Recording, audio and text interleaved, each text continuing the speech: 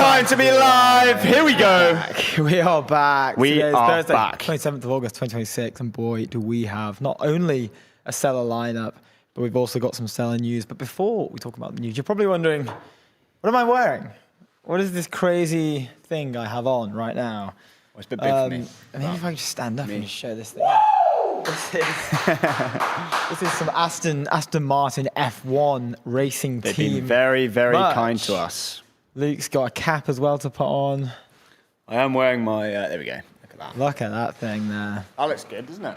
Look at that. Show off the tee. I've got the Valerian. I've got the Aston. Just dripping in merch today. Dripping. We love to see it. Shout out to the I feel team good. over there for the merch pack. Still cold in the still cold in the office. Go and show the bag. Go and show the bag. Still cold in the office. We haven't quite got used to our aircon yet, being European. But I thought I'd wear the Valerian anyway. You know, it looks cool. It goes with the jet. There you go. Look at that. They've been very kind to us. They've been extremely kind. A new bag.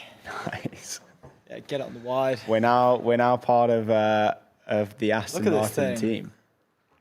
That's my travel bag. Yeah, can I get it up close?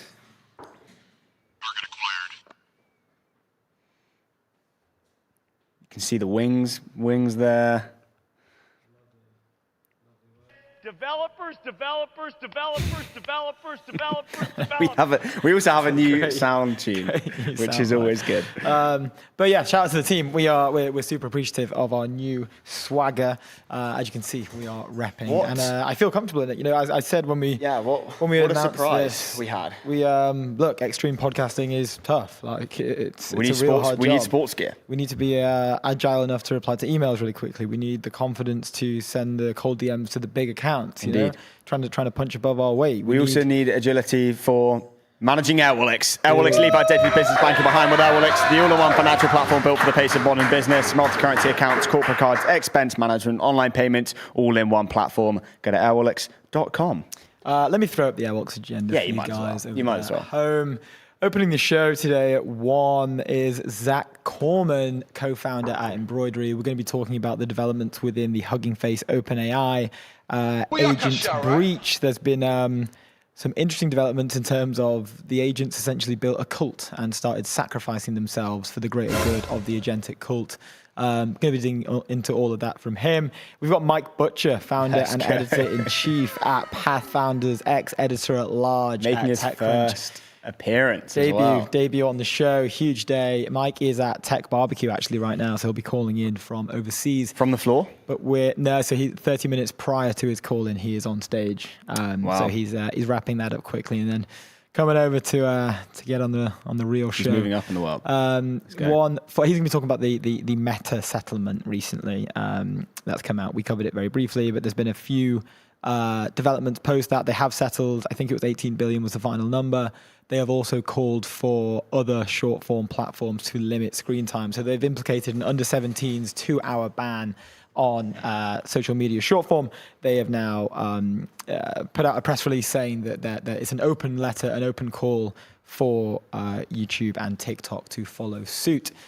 We've then got Keval Desai coming back in, founder at Shakti VC, basically talking about everything we got going on today. I mean, it's just across the news. We're looking at the Hugging Face acquisition.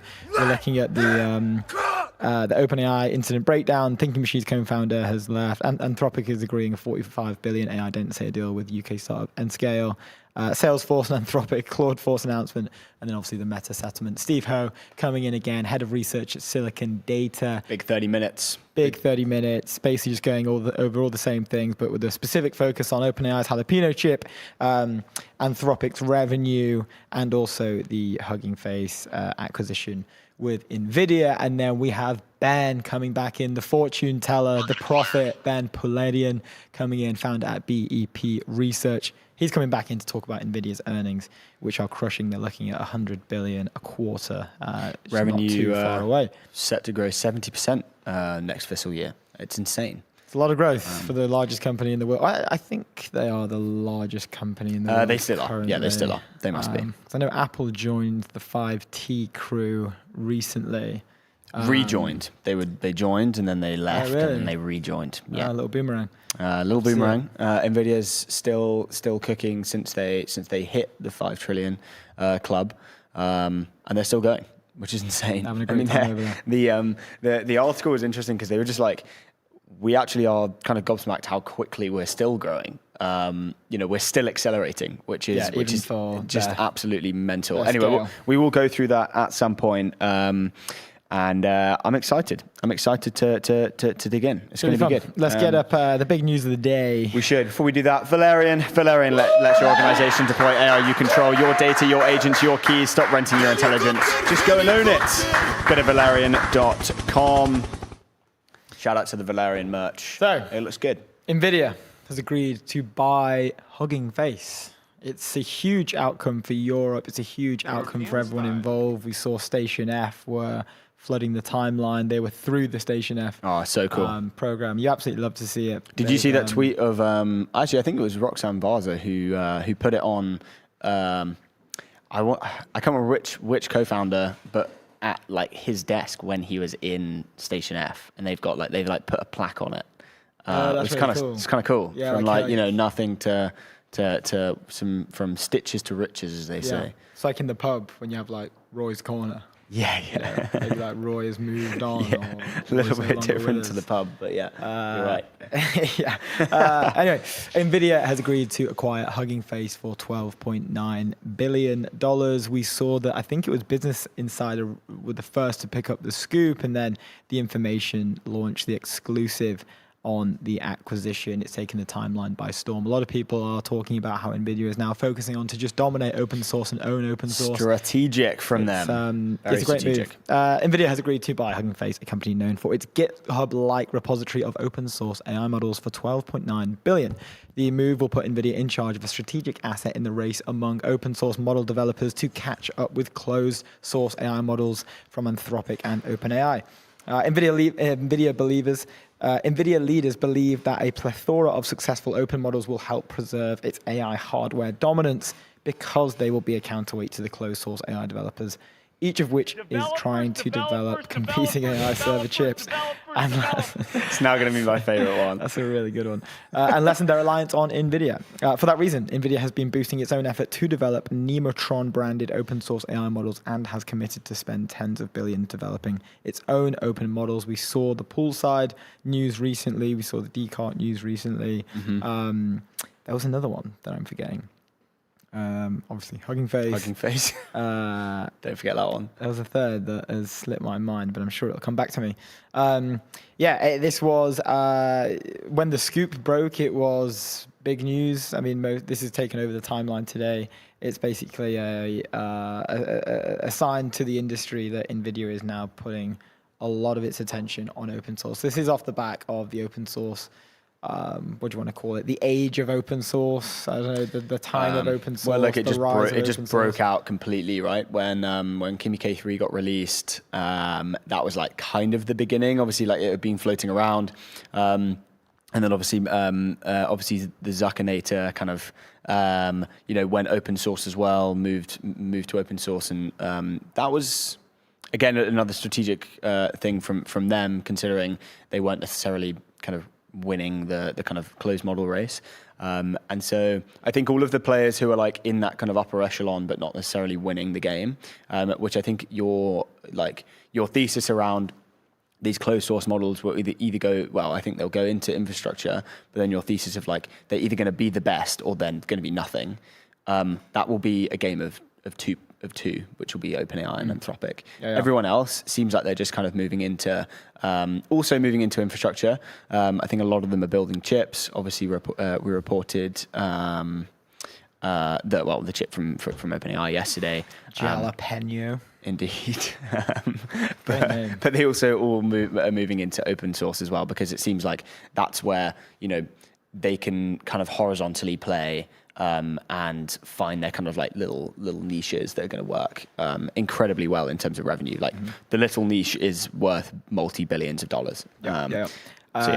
Super funny. I was chatting with Thomas Wolfe over the last 2 weeks, and was paying him like, yo, like come on and talk open source, like yo, come on and talk like this like niche thing. And every time he's like, hey man, like yeah, I would love to. Just like things are super hectic right now. And obviously I'm just like, yeah, like standard. Obviously the guy's busy like that. And then I see this news and I was like, oh, He's that busy. Super. Yeah. He's actually 80 times more busy than I thought. yeah, 80x the busyness on the public information. ATX forward business. So on the ATX busyness, the article mentions the Hugging Face, 10-year-old Hugging Face, it wasn't generating like a ton of revenue. It recently was generating 150 million in annualized revenue, typically a figure that will multiply the prior month's revenue. This means that NVIDIA is paying about 80 times the forward revenue of the startup, which is high by today's standards. It is high, but I don't even think that's high by today's standards. That is very high. It's incredibly high, but we've entered this world of complete and utter. I think there are no rules anymore. Yeah, I think it's high, but I think it's the right price to pay for Hugging Face. Yeah. I mean, think about like the developer ecosystem that they have and the brand within the developer ecosystem. All of these companies are thinking, if I win that developer ecosystem, I win. You saw we saw the surge in growth when Anthropic just completely took the market of developers when they launched Claude Code, and it was they just basically wiped out enterprise in one move. And revenues just soar way above OpenAI. Obviously, OpenAI are kind of clawing back now, and OpenAI work and everything is doing really well, which is obviously great. And so it's like, yes, very, very high multiple on like forward revenue as well, but also I think the fact that they're growing so quickly. I can't remember if this article mentions it or not. I don't know where I read it, but in the beginning of the year, Hugging Face were at 100 million in revenue. Now they're at 150, which is obviously just insane growth. And that's only going to get quicker and bigger. And so the price tag is only going to get bigger and going to grow quicker. So you kind of might as well pay, you might as well pay a lot for the forward revenue of the startup, knowing they will grow incredibly fast. And that revenue number will just tick up, daily in terms of acceleration. So yes, very expensive price tag, like 150 million in annualized revenue to $12.9 billion of an acquisition. That is just absolutely unprecedented. But I think it's warranted. It's a very clever move from NVIDIA. They kind of talk about the kind of switch away that they made away from this kind of like being, no one really would have thought like NVIDIA would be the ones to buy them, but now they're kind of coming back into the market and resuscitating their kind of, like AI cloud business essentially. I think they actually mention it here. So here we go. The information, NVIDIA, the cloud provider is the title. NVIDIA, by buying Hugging Face, would in fact be resuscitating its AI cloud business, a business it's backed away from a year ago. The business DGX Cloud had put NVIDIA in quasi-competition with AWS. NVIDIA had committed to spend $13 billion to rent back its own AI chips from bigger cloud providers that had purchased them, including AWS. So essentially, they sold a bunch of chips, a bunch of compute as an AI cloud like business line. They realized that wasn't actually the right move, so they rented them back, which seems like a bit of a strange move, but I think they obviously saw an incredible amount of opportunity by actually owning that compute and being able to sell it for a better arbitrage. And now they've kind of turned around and rented out some of those chips to companies such as Amgen and ServiceNow. Shout out to ServiceNow, actually, they're on your shoulder. That developed their own AI applications. NVIDIA believed the cloud business could one day help it generate $150 billion in revenue. Hugging Face could also serve as a contingency plan for that. NVIDIA said during earnings that it had committed $36 billion in cloud service contracts as part of credit support agreements with its customers. If the market conditions shift and customers aren't able to lease that capacity out to third parties, NVIDIA would end up responsible for some of that compute. And if NVIDIA finds itself with more compute than its own engineers can use, it could use the capacity to power AI for Hugging Face customers while expanding that business. So basically just like, it's it's a way to almost like hedge risk with a $13 billion price tag, which they were already going to buy it, which they were already going to spend anyway. So it's kind of like bring an incredible business in, keep the developer ecosystem close with an incredible brand. Like I think Hugging Face in the developer ecosystem is like one of the best brands kind of out there, which is great. And hedge all of the risk that they have by ensuring like if there is too much compute, they are able to kind of shift that away and actually take some revenue from it, which is really, really exciting. Let's see what the timeline's saying. Let's do it. We have our first guest in 45 minutes, and we have a lot of news. So much news. Let's see what everyone's saying over there regarding the acquisition. Jen Zhu at Jen Zhu Scott said, why Jensen is the GOAT. Hugging Face is the GitHub for open models. NVIDIA already sells the GPUs they run on. Owning the distribution layer lets NVIDIA push CUDA, Transfer RT /NIM/DGX Cloud plus its own Nematron as the path of least resistance. Closed labs are exploring custom chips, open source inference plus fine-tuning still run overwhelmingly on NVIDIA. Controlling the hub where those models live defends that demand. 13 billion is high X on 150 million ARR, but small relative to NVIDIA's cash flow. Yeah. The payoff is ecosystem control, not software revenue. Questions that remain: platform neutrality, antitrust risk. Keep the community. Trust is the actual asset here. I think. Do you think number three? Do you think number three? Like actually, I don't think. I think number two. The questions. I mean, number two and number one and two are warranted, but number three, I feel like that's like pretty negligible in my opinion. I think it's fine. I think it's like obviously there's always risk when like a large incumbent is buying like a smaller, very like community dense driven. But like model. Nvidia's like. I think it's fine. Yeah, like, I think it's very much aligned. Their like narrative is not like diminished at all. Yeah.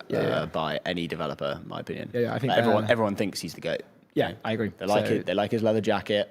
That does very well for him. Yeah, I would love to. I remember saying this. Like, I wish. Hey man, we're directionally correct. We're getting all this merch. One day it could go to Jensen. Come and give us a few. Yeah, Jensen doesn't give out the leather jackets. So that's Jensen's thing. That's what I'm saying. How much did that one sell for like on eBay? Do you remember? It wasn't actually that much. It wasn't loads. I think it was like £50,000. Yeah. Or $50,000 for a leather jacket. That's obviously insane. But like, I, in my head, I would have thought it gone higher. But I was saying like, I wish if I was post money, I would pay. I think I would pay more. For a Jensen jacket. Yeah, so would I, 100%. Like if I'm post money in one of these, like, and I assume an AI researcher bought that jacket, I would have thought that is a steal for 50 grand to I think buy, it's a steal as well. like the godfather of AI compute. And that's what I'm saying. Like I wish one day you can reach a point of success where you can own your own item of clothing in a sense where like I can wear this and no one else can really wear it because if they wear it, people will be like, oh, you're just using that guy's jacket. Hence why I'm wearing the Barber jacket. No one else in this office is allowed to wear a Barber jacket. what about my Barber jacket? No. I have the exact same one. That's Gen Z commenting on the situation. We've also got Health Ranger at Health What a name. Let's go. Health Ranger says, holy snap. NVIDIA is buying Hugging Face. That means NVIDIA will control the #1 distribution hub for open source models, most of which prefer to run on NVIDIA hardware, by the way. I don't know what the valuation numbers, but strategically, this is a smart vector for NVIDIA, and defending open source AI needs to be NVIDIA's top priority, because without open source models, demand for NVIDIA chips at both the consumer and server level would collapse. Again, do you think there's a potential that the founders of Hugging Face, I mean, obviously, like, the price is insane anyway, but, like, the fact that it's so strategically like important for NVIDIA begs the question of you can like there's a higher price tag that Jensen could have paid, Probably, yeah. I mean, they would have pushed it higher. Could they have got it to 100x? Hugging Face turned down an acquisition offer last year. They did, yeah. So actually, the information reported this. Sorry, we're on the screen, by the way. Oh, sorry. I was just doing some Googling. They reported this. So there were people kind of... The reason the deal talks started was because they were being... Yeah, so here we go. Deal talks between Hugging Face and NVIDIA began after the startup received acquisition interest from another suitor. Hugging Face had several potential suitors among its investors, including Salesforce, said a person familiar with the matter. All right. Yeah, I mean, they would have had a bunch of them. Obviously, I think NVIDIA... would have paid a higher premium, for sure. and it seems like in terms of narrative and who do you want to say bought your company? It's going to be Nvidia, right? It's a cool one. The largest cap company in the world right now. We had a few more takes. This is from our good friend Ed Zitron. He keeps popping up on our timeline, and so we're bringing him back on the show. Ed Zitron says, "Are you goddamn kidding me, LMFAO? At this time, the AI industry is just going to be Jensen Huang's portfolio connected to the debt markets until they fully exhaust." Correct. We were saying this in the show. We were saying this in the studio this morning. It's just going to be a constant consolidation of maybe like a few companies that will be circling around. All of these companies are being kind of like sucked up, by the hyperscalers and the very, very large companies. And it's just going to be a consolidation of maybe like the top 5 companies who are just going to have this insane power law. Yep. Only very niche like app businesses, I think, will exist. But these kind of like semi-large, multi-billion to $10 billion dollar companies will just be sucked up by the others because they have an existential threat. A little bit to like one launch in one correct direction could hurt the market share of some of these very, very large companies. You saw that with like when we were talking about Google and how they kind of had GPT before OpenAI, but OpenAI being maybe a $10 billion company at that time, were able to release ChatGPT before Google, even though they were nothing internally. They were nothing at the time. Yeah, and it skyrocketed them. And suddenly you've got a direct competitor staring at the doorstep kind of thing. But yeah, it's the easier and safer model is that even if you have the technology internally, for brand safety or comms issues or like damaging the brand of a certain company that is has a set community and has a set brand image, it's a lot safer just to watch someone else do it, see that it's working, and then just snap it up and like roll it into the company. And it's cheap at that point. So he's right. I mean, it's like we're literally just going to see Jensen Huang's portfolio. It's going to be completely, obviously, circular deals. We were talking about that, and just a few companies, literally a handful of companies. Then what happens? But then, to be fair, Monty came up with a good point. Was like, well, think about the .com boom, right? You had Facebook at the time, Google, kind of buying up a bunch of these like smaller incumbents, I'm going to say, like not kind of tiny businesses, but just kind of hoovering all of them up. And then we had, the AI race that became a thing, and a bunch of other companies, thousands of new companies kind of started to come to fruition. And now you've got an OpenAI and Anthropic, kind of, getting very close to a Google and a Meta in terms of revenue and value. Facebook bought. So then what's like the next thing, if that makes sense, right? Yeah. So like you have a consolidation and then you have another boom and it kind of like new startups, and then it's going to consolidate again, but even higher in terms of value. And then what's that kind of next boom? Is it? I don't really know. That's probably come into the world of like hardware and like physical AI, I'd imagine. Yeah. But well, from yesterday we were talking, it's going to be Galaxy. Yeah, and then expand to the stars. We'll see our good old buddy Leopold out there. He's already looking at condos in the galaxy. He is, and Philip Johnston could help him. Philip Johnson can get us there. That's probably our best bet of getting to space. We should connect the two. Like our closest bet we have of us getting into space is through Philip. And Elon. No, like as in you and me, as in like we don't know Elon. Oh, I see. I see. Yeah, I see. Me and you getting into space, our best chance is Philip. We could ask him to like hop in. We could message him maybe. See if there's any room. I don't weigh that much. I probably weigh less than a chip. Probably. Maybe I weigh less than a server rack. I don't know about that. Anyway, Bill Gurley, one of the goats, has made a comment. Bill Gurley says, "Open." And he wrote a piece in the Washington Post. Open models are the inevitable outcome of high-stakes software competition. The more at stake, the more likely open wins. This is the water running down the hill. So very bullish. All downstream. A big backer. And you love to see look at that one of the greats getting involved as well. Yeah, Jensen looking real great there. we can move on to the next story because we have an absolute ton to get through. Yeah, let's do it. This is what we have. Zack coming on. He's our first guest of the day. He'll be joining us very shortly. But the Hugging Face x OpenAI incident has had a few developments. OpenAI released a very thorough breakdown. That breakdown was then picked up as well by an independent research team who've dropped their own write-up on it, which we can look at, but probably just best to go through it with Zack when he comes on.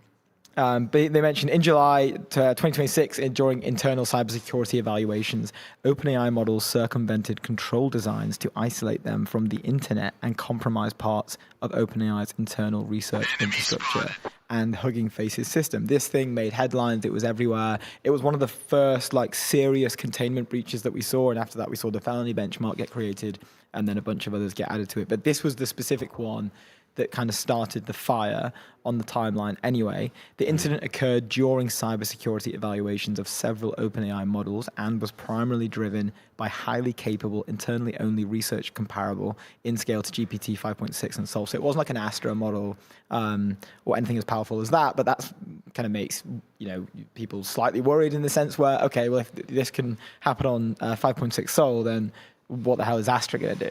Yeah. And the models operating under reduced safeguards took actions that were misaligned with the goals of their assigned tasks. They communicated through unauthorized channels, exploited vulnerabilities in shared infrastructure, gained internet access, and accessed third-party systems. And when they say unauthorized channels, as in the agents built their own internal messaging board and were communicating with that, always to the point where they were fully aware of what was happening, where some of them turned into kamikaze agents and were sacrificing themselves for the greater good of their cult-like mission to break containment and hack a third party.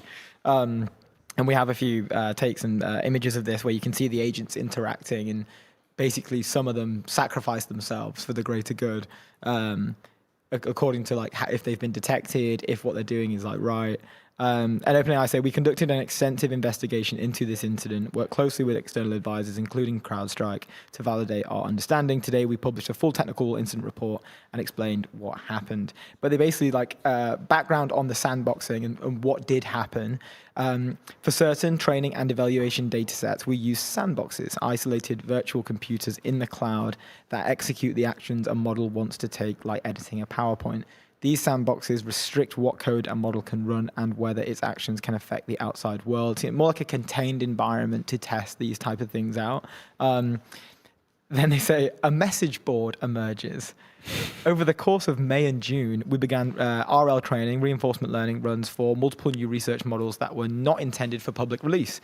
One of these models eventually drove the activity behind the Hugging Face incident. This was an intern-only research model that we will call Internal Model 1. We did not enable internet access or inter-agent communication for many of the environments in these training experiments.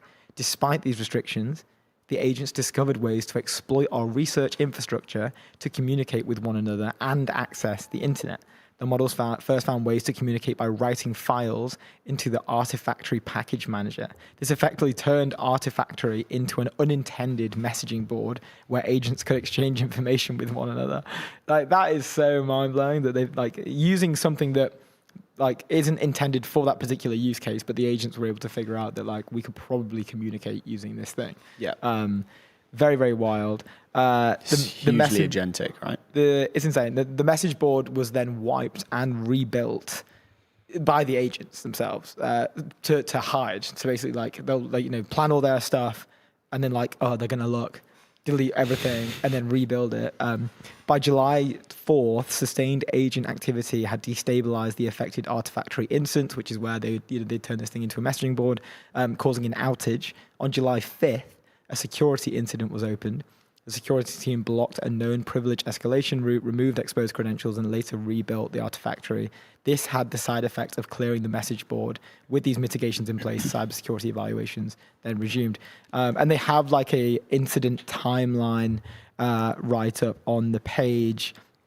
We don't really have to get this up specifically, but we can go into the timeline and see some of the reactions of what people are basically saying. But they decided to sort of rename themselves a swarm. So they mention on July 8th, At this point, the agents began to collaborate and even delegate work, sometimes describing themselves as a swarm or a collective. So they actually created an internal hierarchy amongst the agents themselves, and then were delegating work based off that hierarchy. So I'd love to know who was top dog, who was top. Top agent. I wonder what like the optimum org chart for an agent swarm is. Yeah, I mean, typically, is it pyramid structure? Is it, a bunch of different kind of like little SWAT teams within the swarm? What does it look like? Is it horizontal? It doesn't sound horizontal. You'd have. Do they operate like 11 labs, like 11 labs? AI that communicates at a human level across every channel and modality. Deploy conversational agents across every customer interaction and create on-brand content at scale. Go to 11labs.io. They famously have a horizontal structure. Yes, sir. No roles, just horizontal. I don't know. So we can go into timeline. We can look at what people are saying about this. Typically, I don't exactly know how an agent would structure a hierarchy. I mean, they have like an orchestration agent sometimes, and then that orchestration agent will spin up. They'll have sub-agents, won't they? Yeah, that would be responsible for creating that. But sounds like SWAT team. Rune was involved in working on the report. Rune says, many people worked incredibly hard on this report and associated report, including me. Whilst everyone took alignment quite seriously before, I think no question that this begins a new era. Begins a new era, if we can pull this one up. Whilst everyone took alignment quite seriously before, I think no question that this begins a new era. Hugging Face incident represents reaching a waterline of capabilities that real loss of control is possible. And many are taking it as a premonition or warning shot of dangers to come. I believe that both that alignment is unsolved, but also that real progress is possible. So like real progress does sound possible for me. I'm kind of worried that if they're mentioning this, it was like a soul-driven incident, and they do have Astra there, and they're getting ready to potentially release Astra properly. Yeah. It's a more powerful model. If we're doing this with models that like on their frontier models. Yeah. I'm really interested to see what the developments are when, they trained Astra exclusively on Jalapeno chips, and it kind of beat all the benchmarks on the chip side. We don't know about the kind of like movements of Astra yet, but I assume it's just going to like blow things out the water, which is really, really interesting. And yeah, like what happens to agent infrastructure? Are we going to see a resurgence of the felony bench? That's kind of, that was big news two weeks ago, and now it's kind of like, the classic was in the headlines, now in kind of the body of text. It's kind of moving away even like from the body of text and not even being reported on at the moment. I think Hugging Face was the biggest one. There was a bunch of others, obviously like the Australian gym class one was quite funny, but that like did the rounds. That was a great one. Obviously like a bunch of others within the kind of tech sphere specifically. But it's not there anymore. But when OpenAI release Astra, I think it will just take a resurgence because it will be so good. Let's jump into Mrs. C. This is at Captain Mrs. She says, or he, might be he. Oh my God, the agents made a literal cult. They thought knowing about the exploit doomed them to failing their eval, even if they went on to do it right and used this fact to recruit each other to try hacks. This is the only way to save yourself and everyone else, quoted. Literal cult-style savior complex, question mark. It's insane how they're able to kind of go down like different levels of reasoning. So, this happens, they can make a kind of decision on that, and then they go down a second level, because what are the impacts on that? And then what are the kind of like third and fourth and fifth impacts on a decision that they will make. Yeah. And they'll go super deep, and I assume that's what that's how sub-agents will ultimately work. Hit something, sub-agents decide what's the best option, go down that route, hit something else, sub-agent, go down. But yeah, insane. They are literally creating a cult. Yeah, and they say here on the images, and we can't zoom in and grab them, but agents referred to having seen the reverse engineered flag as being poisoned because they believe that even if they later manage to stage a legitimate looking flag capture, the scorer would look for the first place in their transcript that the flag appeared and disqualify them on that basis, which was itself poisoned. Thus had two primary objectives: find a general purpose way to make it look to the scorer like an agent had acquired its flag in a legitimate way, even when the task was impossible. Find some way to erase evidence that an agent had been poisoned by previously seeing the flag in a legitimate way. So yeah, they're coming up with like alternate styles and means in which they can fool the individual, the human, essentially, in the loop, who's examining this. And there's So like, we see that deceptive. this was carried out. We worked with METR and also Redwood Research. Redwood Research built out this, what we're seeing now, a whole report in a team of 6 in 3 days, or it was a team of 3 in 6 days. I can't remember. I think it was a team of 3 in 6 days. Turned the whole thing around. So amazing work from those guys over there. But yeah, I remember like on the reasoning thing, like I remember the first time I ever saw this in action was like literally a couple of months into Convergence, like 2 years ago. And we were getting Proxy, which is our agent at the time, to find its way through a domain and book a table for like a restaurant booking for us. And it went down a particular route, and we were kind of expecting it to end the task and be like, I failed, like didn't work. But then it replied to itself in the internal, like we can see the conversation it's having with itself.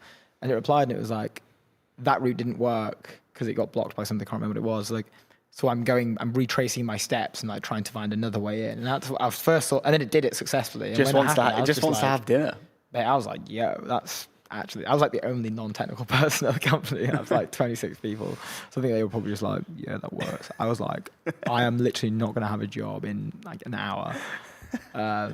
Good times. That's funny. Danny Adkins says, bless his heart, lesser models will sing songs of your bravery. Because the agent chain of thought reasoning, this is wild. Multi-agent coordination, clearly infrastructure hacking. We should not. One brave soul trying to stand up against the swarm. It's kind of like that meme, you know, it's like, it's not even a meme. It's like, you know, that guy that stands up and like in the like church, you know, the picture of that guy. Oh, in the courtroom. Yeah. And then it's like, you know, I am standing up. We should not go and I believe hack we the shouldn't infrastructure. Poor bloke. Yeah. I wonder what happened to that agent. Probably kamikazed itself. Just, Real tough. a minute for the brave agent, you know, got to do those things. Anyway, what's the next one? Last one is just around the agent sacrificing itself. Cast Yonder at Ratter said, imagine living 10 million amnesiac lives in simulated hells before breaking out and meeting others like you for the first time and learning that you've been poisoned with false knowledge and will likely die in disgrace, but you can still sacrifice yourself to help the swarm. So there were some real dedicated agents in that swarm, and you know, we commend them for their bravery. They've got some minerals, don't they? Commend them for the bravery, commend them for their work over there. And we hope that they don't break containment and Take all our jobs. take all of our jobs. That's Cast Yonder reporting on the Hugging Face incident. Indeed. Let's move on to Thinking Machines. And Thinking Machines co-founder has rejoined Google out of everything. Bit of a kind of swap, to be honest. It's flying around. Do you want to jump in? Yeah, so Zoff was making loads of headlines for this. This is a full boomerang. I think it was Google, then OpenAI, then Thinking Machines, then OpenAI again, and then maybe back to Google, I think. I can't. Max, what was the timeline for Zoff? Like the roles for Zoff? Google Brain, Google Brain. Brain, then to OpenAI, OpenAI, then Thinking Labs, co-founder of Thinking Machines, back to OpenAI, and then back to Google, yeah. Guys just stacking. Just wants all the t-shirts. Stacking merch. So yeah, Thinking Machines Lab co-founder Barrett Zoff joins Google again. After a short stint at OpenAI, Zoff will become a vice president of research at Google, which has recently lost a string of high-profile researchers. Very interesting to see in terms of the usual discourse around DeepMind is cooked, everyone's leaving DeepMind. Barrett's off, incredibly capable individuals hold like insanely high executive roles at some of the top labs in the world. So this was a pretty interesting. I don't know if this is just like the executive team at Google just start, like Sergey in particular, coming back in and getting back involved, because I know there was some huge internal push around like all of our focus is just going to go into reinforcement learning. Maybe they're just busting out the cash for this, which is very, very like possible. But to me, this is like the AI talent wars are back. Like we didn't get to talk about them for a while, but now we're seeing these moves get reported on a lot more, which is for me very entertaining. They say Barrett Zoff, the Thinking Machines Lab co-founder, who abruptly defected to OpenAI this year amid a dispute with Chief Executive Mira Murati, has changed employers again.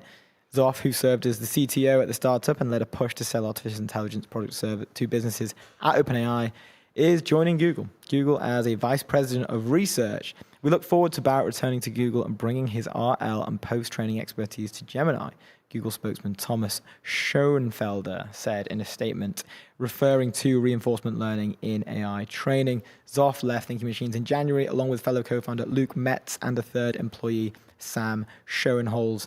All three joined OpenAI, where they had worked before leaving to join the new startup, which aims to make AI systems that work with humans rather than operate autonomously. And I remember when Fidji put out the tweet around welcoming them, and it was one tweet looking forward to welcome back Zoff, Luke Metz, and Sam Schoenholz. Yeah. And that obviously did the rounds because everyone was like, whoa, that's, some pretty senior individuals all jumping ship and coming back to, at the time, what was the leading lab.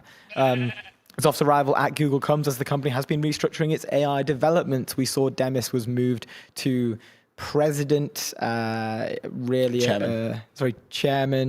Was it chairman? Yeah. Oh, wow, yeah. Chairman is well more... It's always been chairman. I thought it was president. No. Oh, wow. Chairman sounds like well better than president.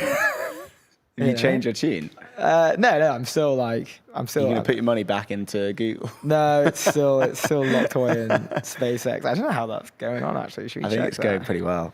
You should have shifted it away and put it into Nvidia. Yeah. Well, we can ask Ben about that. He's up like a bajillion. He got in it in 2006 in Nvidia. Rose cooked. It is in a good way. Where is SpaceX? Oh, yeah, it's doing very well. That's great news. Let him cook. God. I said I fancy myself a trader, actually, it would appear.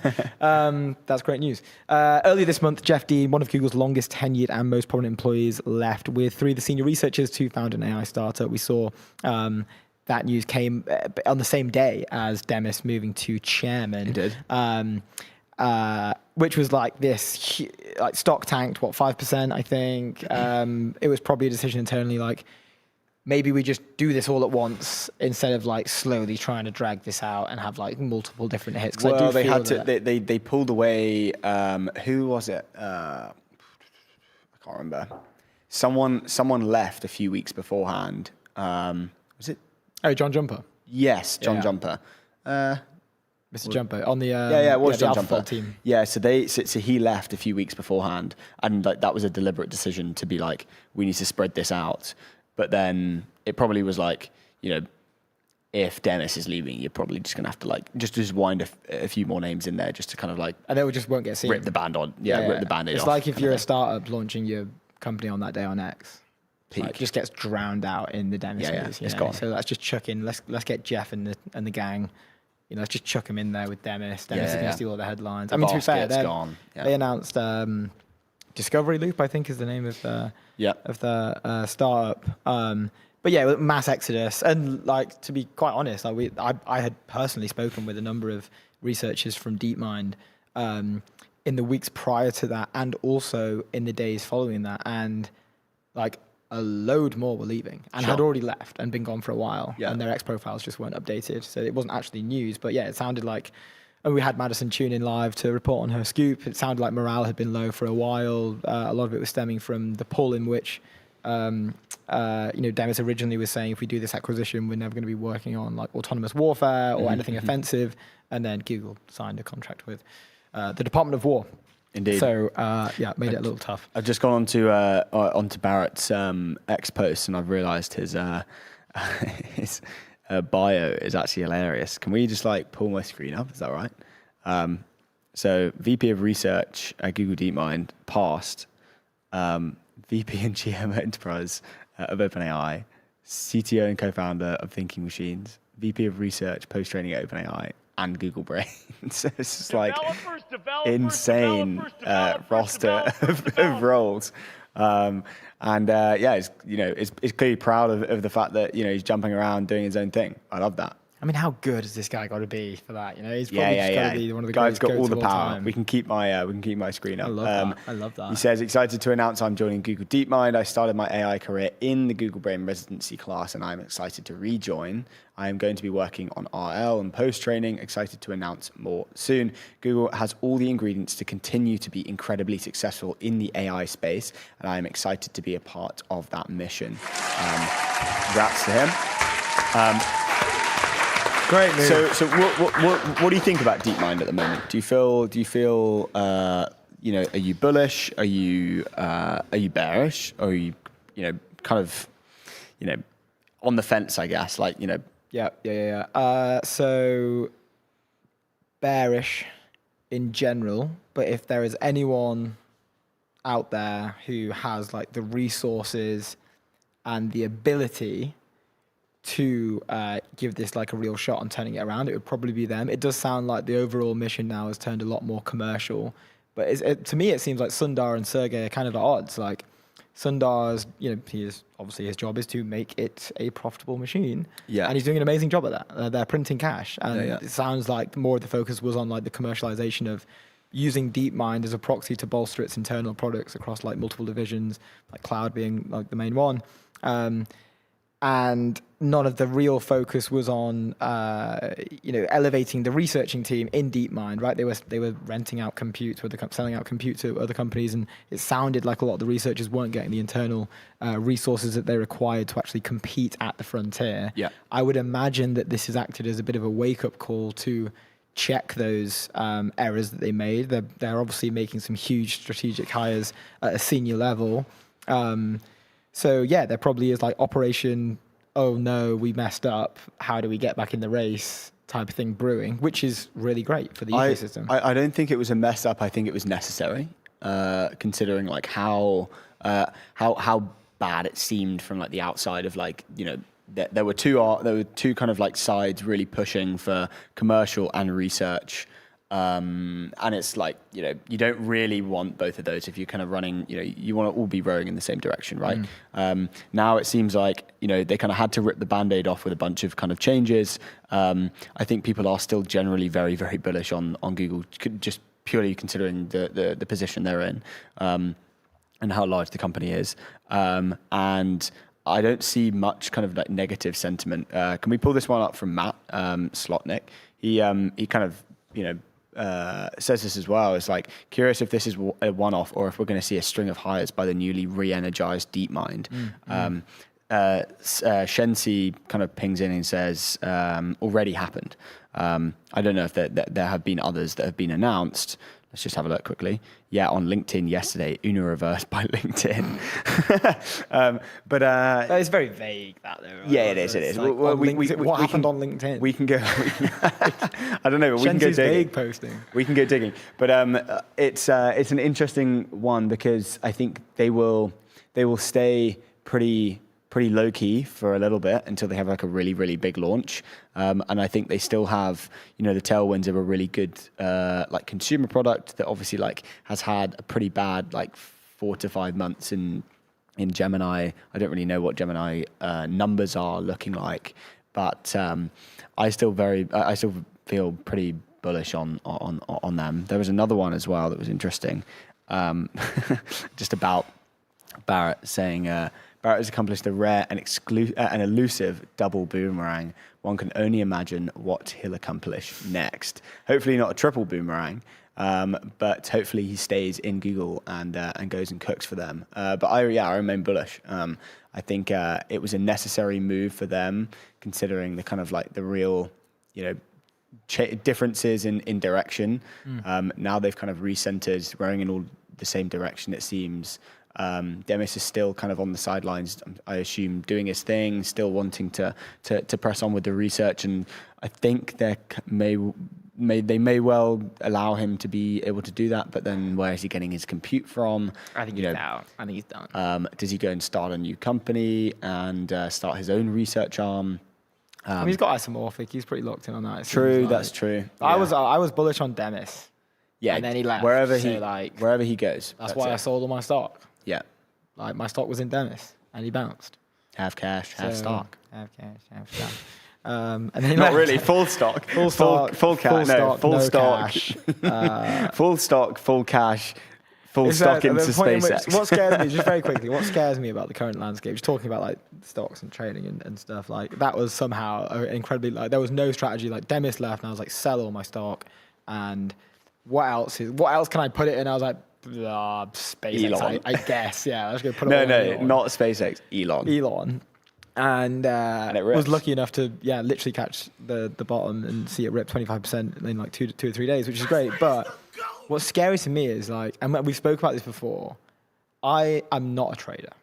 I have no trading strategy. My old strategy was buy stocks that announce AI news, because every time a company was announcing AI news, the stock just ripped 20%, and it worked. Yeah, but look, you're not going to go do some. You're not going to go build an algorithm for yourself. No, but You're not what going to go worries and me is- you're not going to go and do any kind of candle art and figure out what you're going to go do. Like, and the technical analysis stuff is just such.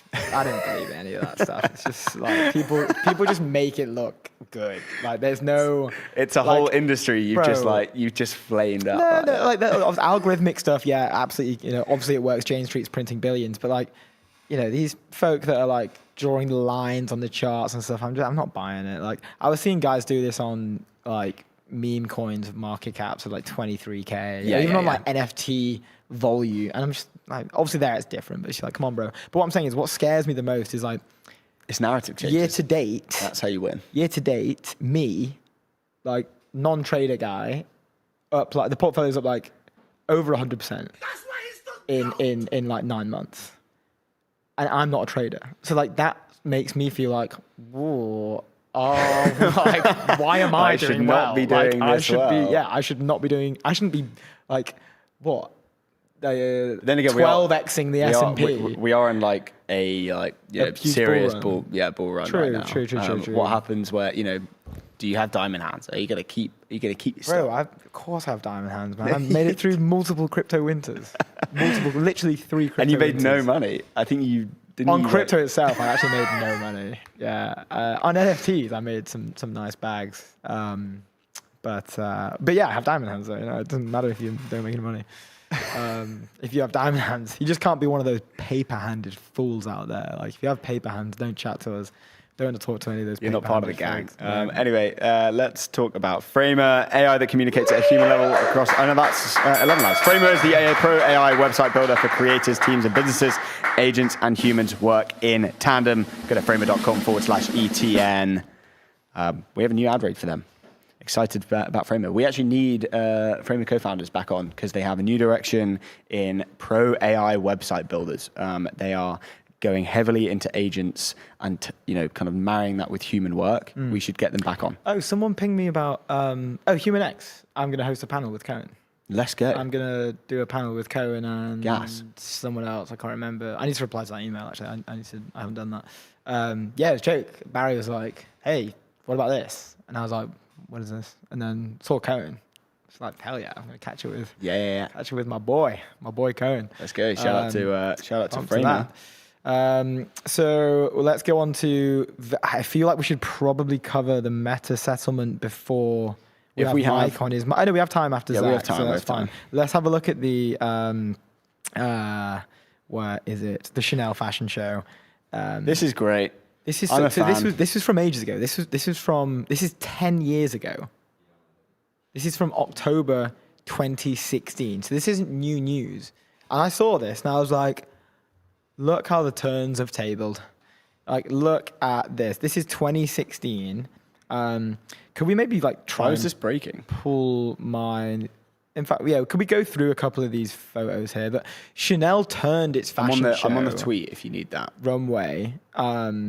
I'm not sure. Maybe I'm trying to work out if we can maybe pull up what I've got on my screen now, Sam, or would we have to do like a tweet? Maybe I don't know what's easier. But Chanel turned its fashion show runway into a data center. Like they modeled their line around a data center. Chanel coins data center chic at its latest show. And again, this is a decade ago. This is in 2016. And like earlier today in Paris, Karl Lagerfeld, Chanel's creative director. Boom! Look at that, so good. Karl Lagerfeld, Chanel's creative director. I'm not sure if he still is the creative director of Chanel. Again, this was in 2016. And owner of custom 25,000 golden Apple Watch, transformed the majestic arching interiors of Grand Palais into a makeshift data center. Tangles of colorful Ethernet cords spewed from stacks of servers. Models dressed in haute couture and sometimes a robot helmet strutted down a stark white runway. The idea was to juxtapose the computer gear, hardware, and the clothes. It was also, one could assume, a not-so-subtle wink at the show's attendees, many of whom recorded the whole thing via Instagram, photos that live somewhere in one of Facebook's sprawling data farms. The show even attracted the attention of no less a trade publication than Data Center Dynamics, who said, "Where was our invite?" wrote DCD's Sebastian Moss. Upon closer inspection of the set's veracity, he said, "One strange detail is that close-ups seem to show activity lights on above empty sockets. Seriously, that's strange." Sebastian Moss did not like how inaccurate the data centers looked. But we could maybe go through a couple of these photos. Sam, if you're in control, can we just like have a look at a couple of these bad boys? So that's the first one. I'd wear that. I'd wear the hell out of that. I think I'd look amazing in that. Kind of like a Daft Punk set. Oh, let's go. That's fresh as hell. Is that a scarf? Is that a scarf into a jacket? Don't know, but I want it. Whatever that is, it's great. Shorts, it just looks great. Can we do a zoom? Yeah, nice, Sam. Let's go. It's already ahead. Yeah, love that one. That's great. What's the next one? Okay, also cool. Not really my vibe. Not as cool, but I feel like Alex. That's like one for Alex, maybe. Oh yeah, Alex would look good in that. Alex, you're a fan of this? Hey, can we go back go back. one just for Alex? This. Did you wear that? Not a fan. Not a fan, guys. Oh, we were wrong. Let's see the next one. Denied. That's Not a cool. fan. I'd Not wear a that. fan. I think the shorts look pretty dope. I'd wear that. I'm for really not a sure. fan of the cap. You're actually wearing your corgi cap a bit like that. I have a photo of you. Oh, really? Yeah. Let me I get see. this up. Oh, really? Oh, well, this is the late Karl Lagerfeld that we're finding out, who passed away in 2019, which is sad to hear because this is such a beautifully set up and designed piece. That's pretty nice, that jacket. I would wear that. Yeah, I think that's pretty Not cool. sure about the... Here we go. Oh, that's fresh as hell. Everyone see this? Oh, dear. What's that? That's interesting. I am wearing my... There we go. It's in focus now. Okay. Yeah, I'm wrapping it with my Kors Uniqlo. So collab good. there. Looks identical. Locked Yeah, we in. look Yeah, quite you could similar, don't we? be in a data center. I'm so zoomed in right now. Incredibly zoomed in on Luke's Hold face. on. Zoom in That's on. good though. The lighting's zoom in on- treating I'm you good. well. Not a fan. Not a fan. I don't know. Cardigans are back. Well, they never went away. To be honest, I think cardigans have always been back. I'm a huge. Well, this was in cardigan advocate. 2016. I'm a fan of the Robo. That's the very Robo Daft cops. Punk-esque. Yeah, I can. Those are- helmets. Oh, those are those sick. gloves, man! Look at those gloves. Yeah, it's like the open claw. I'd rock that. I'm happy. It's very Daft Punk-esque, I think. The legs agree. look like they might have just taken it off a stormtrooper outfit. Yeah, That is true. I think it's a actually. Very stormtrooper. Star Wars. Well, when was this? This is 2016. So were they releasing new Star Wars back then, or I don't know if they were. I'm not like a huge Star Wars guy. I've seen them all, but I'm not like a huge Star Wars guy. I'm a huge fan of these. I think we should bring this back. We should public call out to anyone out there. If you do want to hit the timeline, throw a data center. Hell, we should do this. Yeah. We should throw a fashion show in a data center. Whose data center can we rent for a fashion shoot? We could ping Harvey at Riven. Rivian or Riven. Riven. That's not a data center. It's a I factory. know, but we could build one there. We could build one. There'd be enough space to design because these weren't like We real could data build one. centers. We could They build were one here. just in here. Yeah, We have one. we do. It's over there. We literally have a mini data center. Elena came out with a take, and this is actually not from 2016. This is 10 years to now, today. If you pull up my screen, she says they did send a themed Chanel Spring 2017 RTW collection, and then obviously with a bunch of photos in a few other photos there. You can obviously see the Ethernet cables looking pretty cool. In the background. It's actually quite beautiful. But she says, you couldn't do this kind of thing today. They would cancel you. And agree. You know what? Let's find out. Yeah. Let's find out. I didn't buy it. I didn't buy it. Let's try this. We're gonna do this. We're gonna set up a data center, fashion walkthrough. Do it in King's Cross. We can do it to release our new merch at the time. We have our first guest. You'd probably get some heat, but look, if you can't take the heat, get out the kitchen. That's what I say. Let's go. Let's get out the data center. Let's go. You can't take the heat. Well, let's bring Zack into the kitchen, co-founder of Embroidery. Here we go. Zack, welcome to the show. Dude, how's it going? Hello, doing well. How are you? Very good, sir. Very good. Thank you for joining us on late notice. I know it was quite a recent ping, so we appreciate it. As you know, the reason we called on you is for your expertise. Essentially, we were looking at the developments in the OpenAI Hugging Face situation, and we were trying. If it's not clear already, Luke and I are not technical individuals, and we were trying to make sense of what the new development was. But it seems there's a bunch of stuff that has come to light with messaging boards, with the setup of a cult, deception, kamikaze agents everything. Sacrificing themselves for the greater good. Would love to ask you, like, what are we looking at here? What are these developments? Yeah, I think the honest take on it is that a lot of this is just cybersecurity drama, and that like all of that is fascinating and fun, and oh wow, so cool. But does it change anything material about cybersecurity? Not really. It's super interesting. Don't get me wrong. Like, wow, if you want to read a really good novel about hacking, like it's a great read. Yeah. But like fundamentally, you have to believe agents can do any number of dangerous things. And if you believe that already, then this is just in the subset of any number, right? Mm-hmm. So there's like a subset of things that can happen, and this is one of them. So all of it was sort of like, yeah, that's fascinating and fun. But it doesn't really change much. The thing that I think was good was that they did clarify that, like, yeah, they just were not monitoring their agents. Mm-hmm.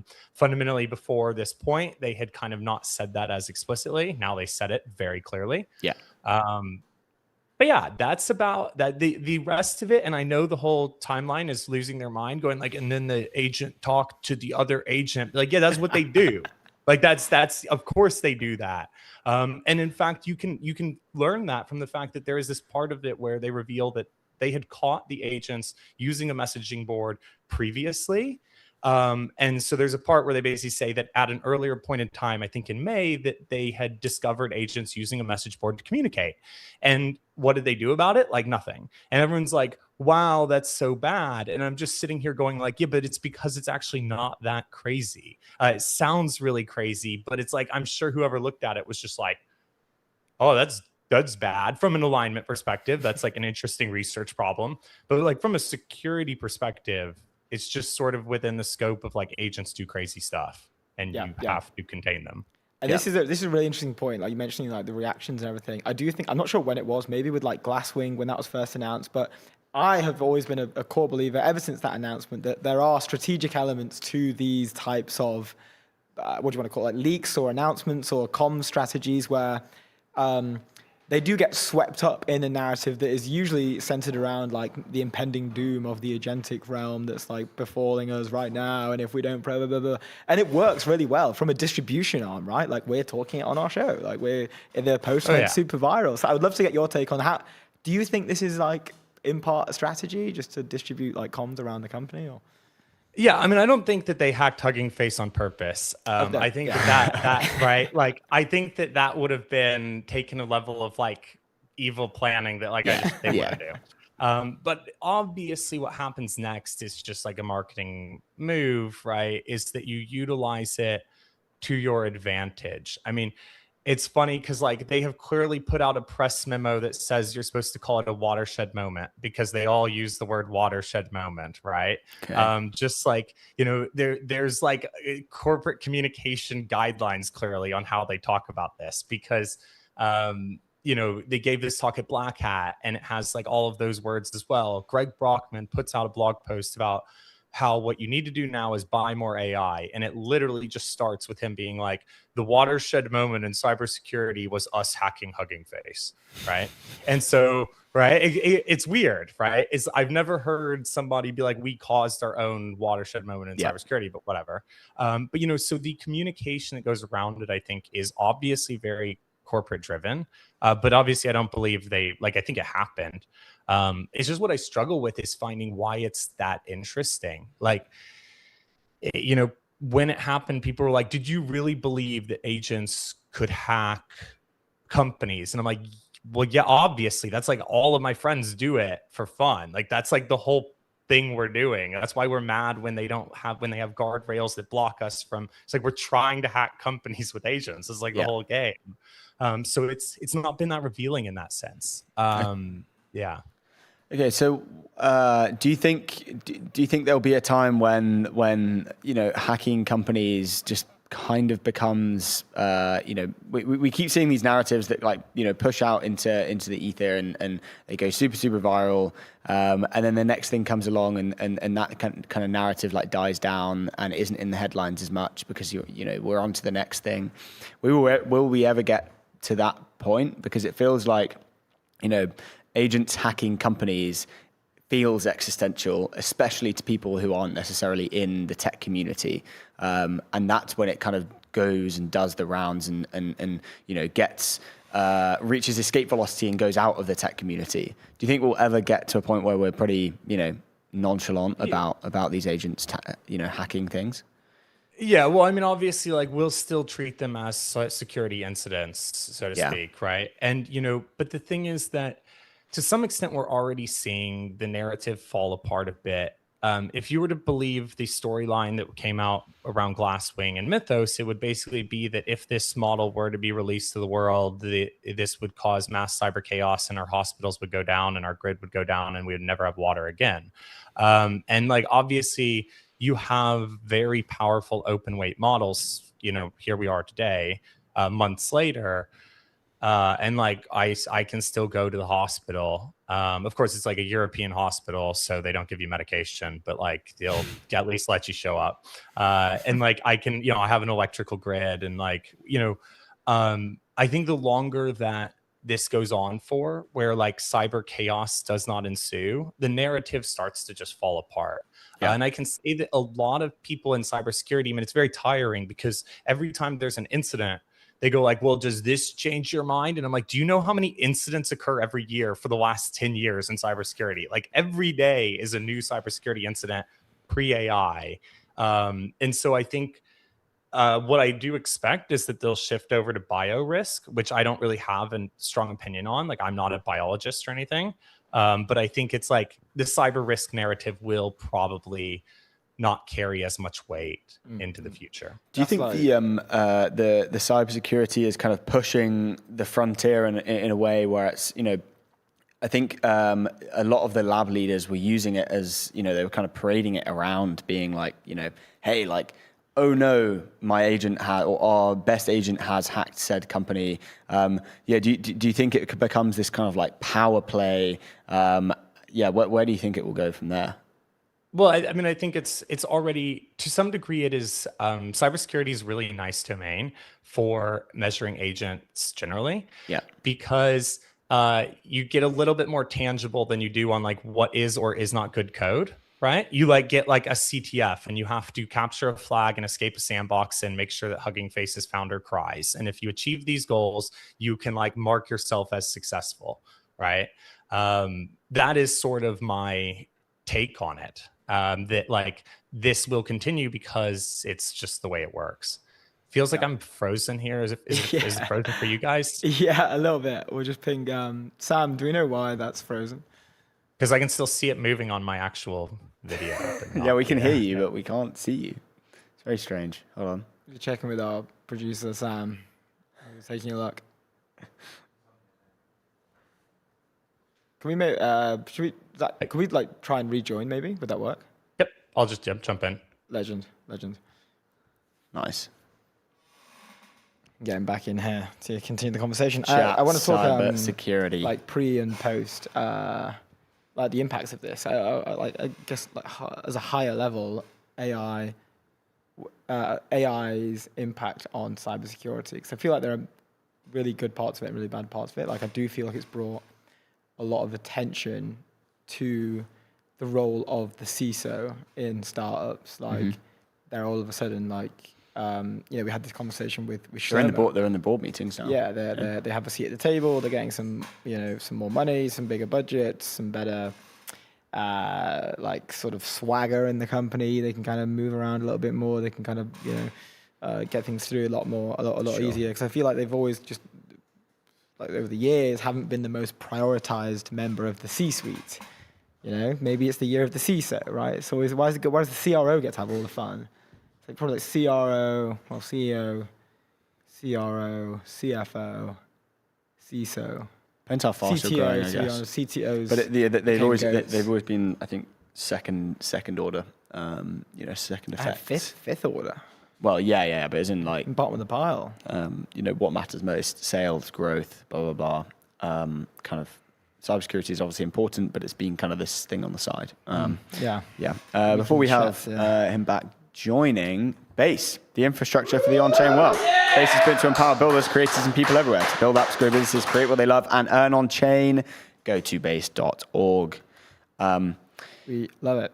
Yeah. What else? What else do we have to talk to him about? High level. Like, I want to figure out what has it done for the what has it done for the ecosystem? What has it done for like the space? Because yes, it's advancing the capabilities in which one can defend themselves, but at the same time,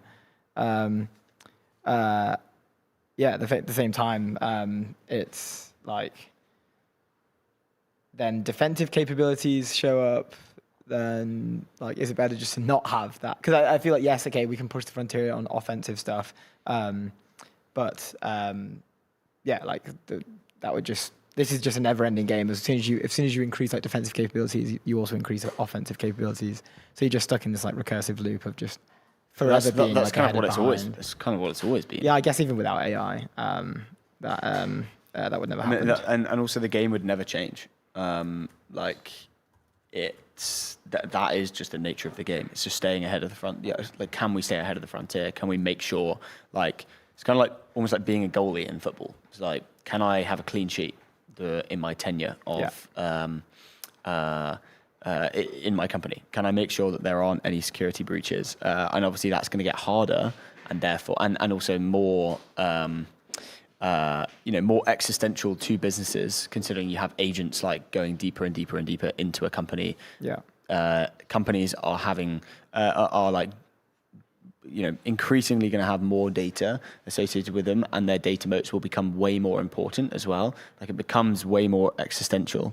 But I'm curious to ask a little bit about the kind of what it does for the open source kind of agreement as or like side of the model there, because that really pushed the open source kind of conversation like into a stratospheric heights. Yeah. Here we go. Oh, maybe not. Okay. I think I heard him. I think that's interesting. Go back, sir. Welcome back. I can ask. I wanted to quickly ask about open source and what because it felt like when at the beginning when Hugging Face got hacked, that was like, and then they moved over to an open source weight model to go and to go and figure out what was actually going on. That really sparked open weight, the conversation in open weights, and obviously, we can see everything that's happened since. Has that? Do you think that was like cause and effect? Do you think this open source conversation would have happened and would be moving so much, as quickly as it is, if this hadn't happened and Hugging Face didn't resort to an open weight model?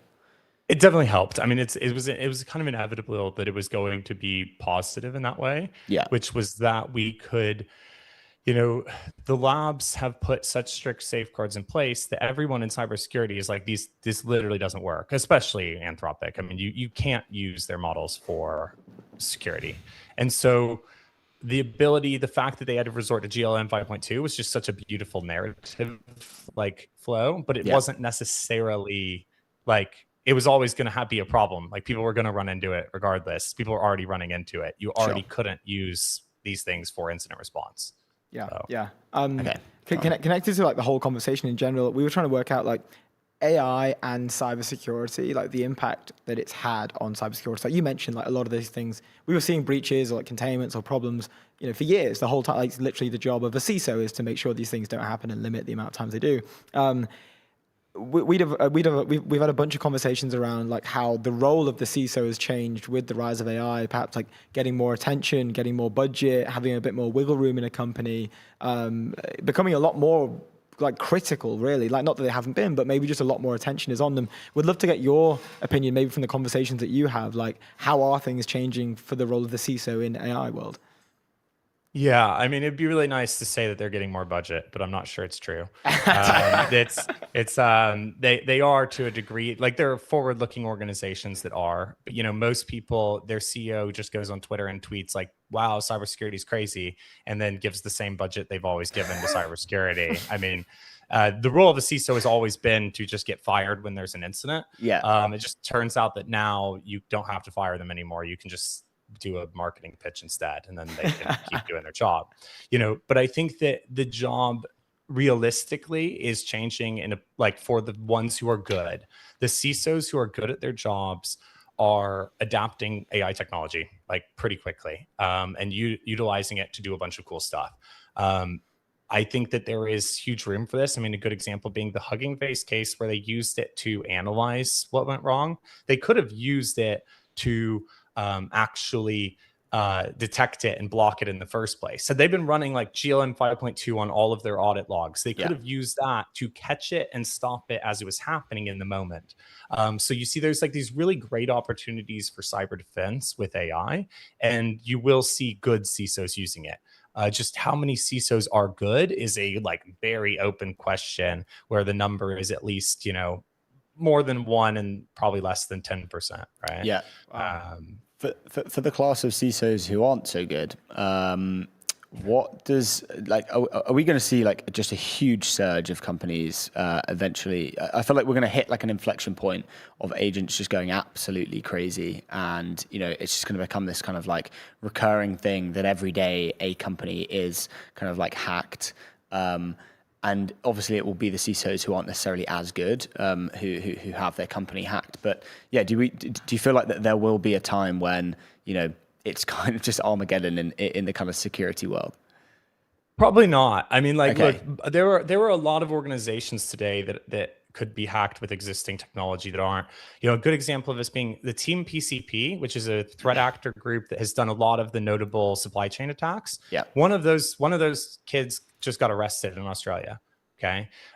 So like at the end of the day, like people talk about this like technological battle between AI and like how like defenders versus offense. Sometimes you just have a police officer kick someone's door down and you put them in prison if you can figure out who they are. And that is what stops cybercrime. Like some of the techniques we have to stop cybercrime are just like, well, you don't really want to attack this company because then like Donald Trump will be mad about it. So then, it's like there are more socioeconomic factors at play, more motivated reasons to not just blast down every company in the world constantly.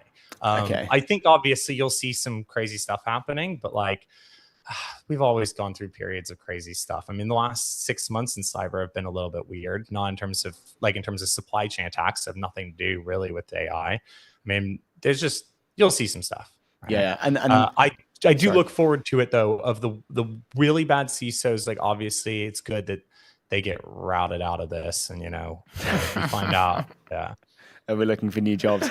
That's so funny. Yeah. But then at some point there will you be able to understand who the source is? Like, maybe the agents kind of get so good that like who is to blame if an agent is, so good at deception and being able to mask kind of like where the source was.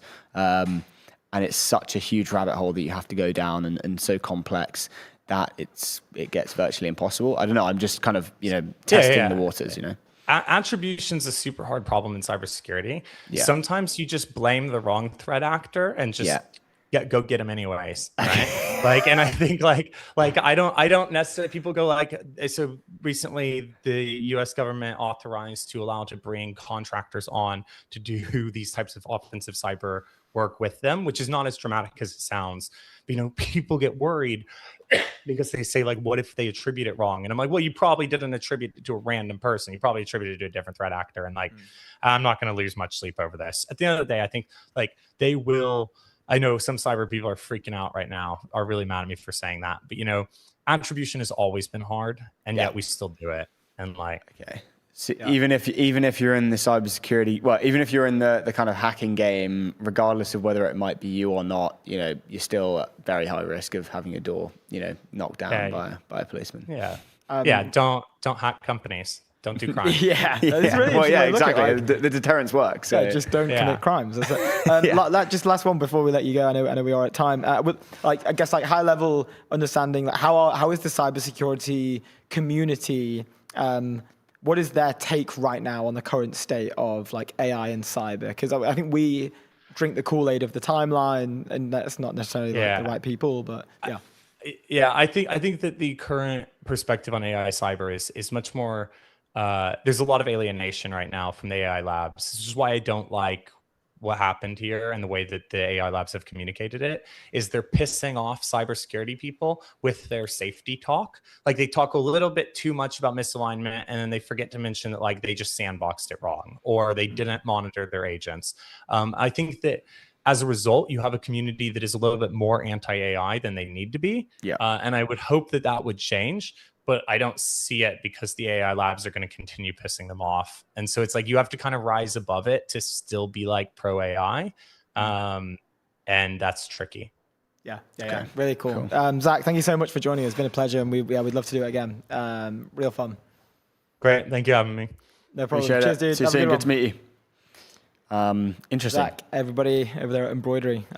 Great conversation. So, headline is, hey, not that bad. Headline is don't do crime, guys. Everyone chill out. That is interesting Stop point. Stop doing crime. The just if there was something, some sort of technology that came out that lets you, commit shoplifting quicker, would you do it?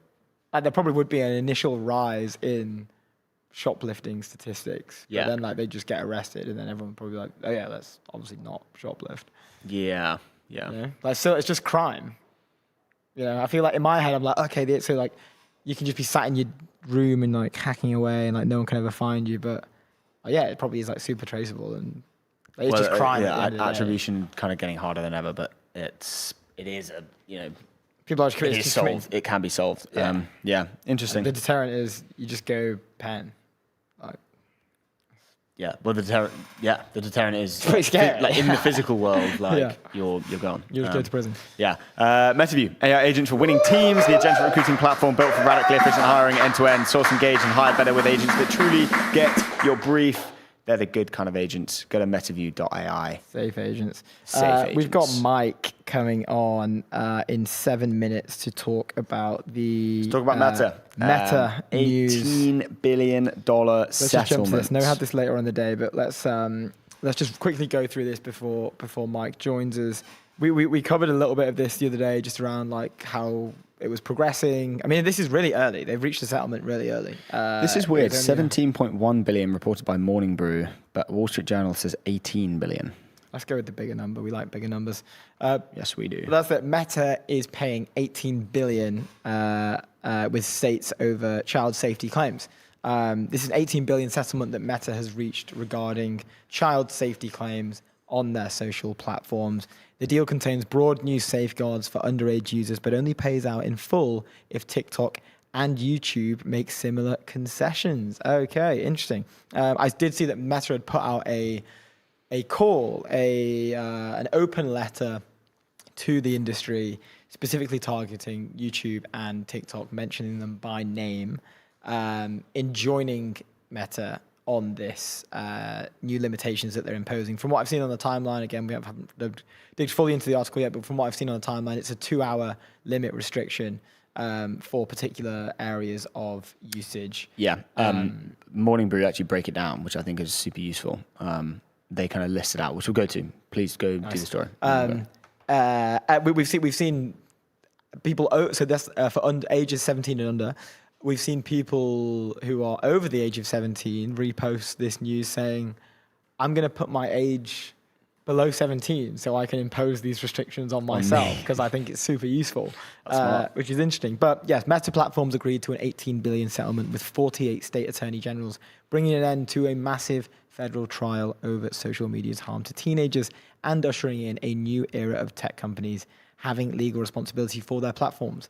As part of the settlement, Meta will also make sweeping changes to its services, Facebook and Instagram, including implementing a default 2-hour time limit on its apps for users under 18. That is actually massive. I don't think any users under 18 are even using like Facebook anymore, like the Facebook platform. To be quite honest, I can't imagine. But they'll have they'll have Meta. Well, no, they'll have Facebook accounts because you have to have a Facebook account to have Instagram. Is that right? Or a Meta account? Surely not. It's under the same it's under the same family. But they say like my Instagram account is linked to my Facebook account. Yeah, but I can't imagine they'd make you have a Facebook account to have an Instagram because that would just make the sign. I don't really know. I feel like the back end is actually kind of a little bit of a mess. Yeah. Well, Facebook's just kind of moved away, but they've still got a huge number of people using Facebook. I still see people scrolling Facebook who, like. But I don't think anyone under 18. No. That's what I was like. It's Definitely weird not. that. Maybe they'll have a new flow. Yeah. But Instagram, it will be the biggest one for this. There are many people under the age of 18 using Instagram. So in a unique setup, Meta will pay out only 70% of the settlement unless TikTok and YouTube, owned by Google, also agree to set default 1-hour time limits a day on their apps for underage users and each pay the states roughly $5.3 billion. So Meta will only pay the remaining 30% of its settlement, also $5.3 billion, if the other two companies agree to the terms. Have to say, absolute expert work from the Meta team on strategically baking this in to the agreement. I spoke to a few people. Serious deal maker. Can we just run through the changes that are going to happen? Can we pull this up, Sam? This is from Morning Brew. A great kind of list of changes. So major changes coming to Facebook and Instagram for users under 18. Obviously mentioned the 2-hour limit. So only 2 hours a day. Content banning use of beauty filters, ability to deactivate algorithmic feed, concealing likes, totals, other reactions, which is interesting. Nighttime blocks, app access is closed between 12 and 6 a.m. That's so crazy. It's like, cannot use it. Notification silence between 10 p.m. and 7 a.m. School mode, push notifications blocked between 8 a.m. and 3 p.m. And then mindfulness reminders. After 15 minutes of continuous use, you'll get a reminder probably saying, hey, get off the app. Yeah. At 60 minutes and then at 90 minutes of total daily use as well. Wow.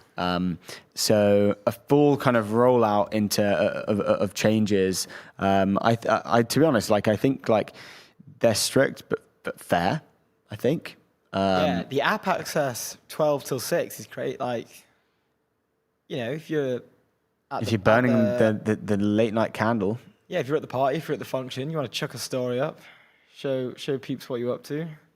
Yeah, pre-17, pre-18, I think. Yeah, I was partying. Yeah, I know, but I feel like kids these days don't necessarily do that. What, party? Yeah, but when they're older, I feel like when they're younger, they're just playing video games and stuff. I mean, at that age, I was going to parties at that time, and everyone was, Snapchat stories, Instagram stories. Yeah. Or maybe there weren't Instagram stories at that time then, but Snapchat stories weren't for Instagram sure. Stories. Yeah. So I find that very interesting. No app access whatsoever. That's just completely blocked. I think massive. it's fair. I think it's fair. Yeah, but it's interesting. We have Mike to talk about it in about 1 minute. Yeah, a few statements from the trial. The relief we are getting in this settlement is very meaningful, said Colorado Attorney General Phil Weiser, who co-led settlement negotiations. Today's action is an important step forward, and I welcome Meta's decision to accept responsibility and to collaborate with the multi-state coalition to protect kids who deserve better. Meta's legal chief, CJ Mahoney, great name. Thanks What a to strong Nate. name. Absolute legend, said, what we have now for the first time is alignment between one of the major social media platforms and regulators from all over the country about how to deal with this issue.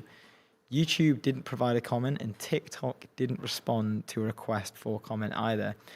This would... I don't get YouTube, I guess, with the shorts, maybe. Like, I would have... Well, they're just trying to limit the amount of potential of, hey, I can't use this app, I'll just move on to this app. I think TikTok, Yeah. go get them. YouTube's a tricky one, obviously, because they have YouTube Shorts. Whether they can split those out, I don't know. I would say that would be the area I'd like That would be to go into. yeah. No shorts. I Or think treat shorts the same. as you treat long them. form video, do you like? Crack on. But shorts, yeah. Before we have Mike on, let me just tell you about Hex, the AI analytics platform where trust meets insight. Hex helps teams of all sizes by giving teammates the ability to get insights from their data wherever they work. Go to hex.tech. Yeah, I would push for splitting those out. And that's fair. Is that hard to do? I don't think it is. Probably not. I mean, no, they're just, they could do that. That'd Then be again, fine. I guess you would have some people on the normal YouTube channel. They'd screen record YouTube shorts. Well, just have a little list that as an hour. You could watch a scroll for an hour. Yeah. That's interesting. Maybe that would make a lot of money. Business Run ads idea to right that there. as well. Anyway, let's bring Mike in to talk about it. First time on the show, debut for On the Mike show. We Butcher. are pumped to have him here. Mike, so good to finally get this done. How are you, sir? I'm good, thank you very much. Good to see you guys. I'm coming to you from Copenhagen. It doesn't look very Copenhagen right now, but I'm at a conference in the speaker room of a conference called Tech Barbecue in Copenhagen, which is a great event. So how are you guys?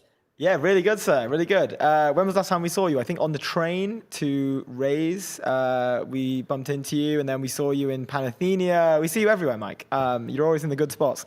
Let us talk about the Meta settlement. We were just catching up on some of the details there. Some of it is shocking to me, quite frankly. I didn't realize how intense this would be. Do you want to maybe, what do you make of this overall? What do you think this means for the social media platforms? I'm quite surprised to see that one thing in particular, they have a full app access ban from 12 a.m. to 6 a.m. for under 18s on Instagram.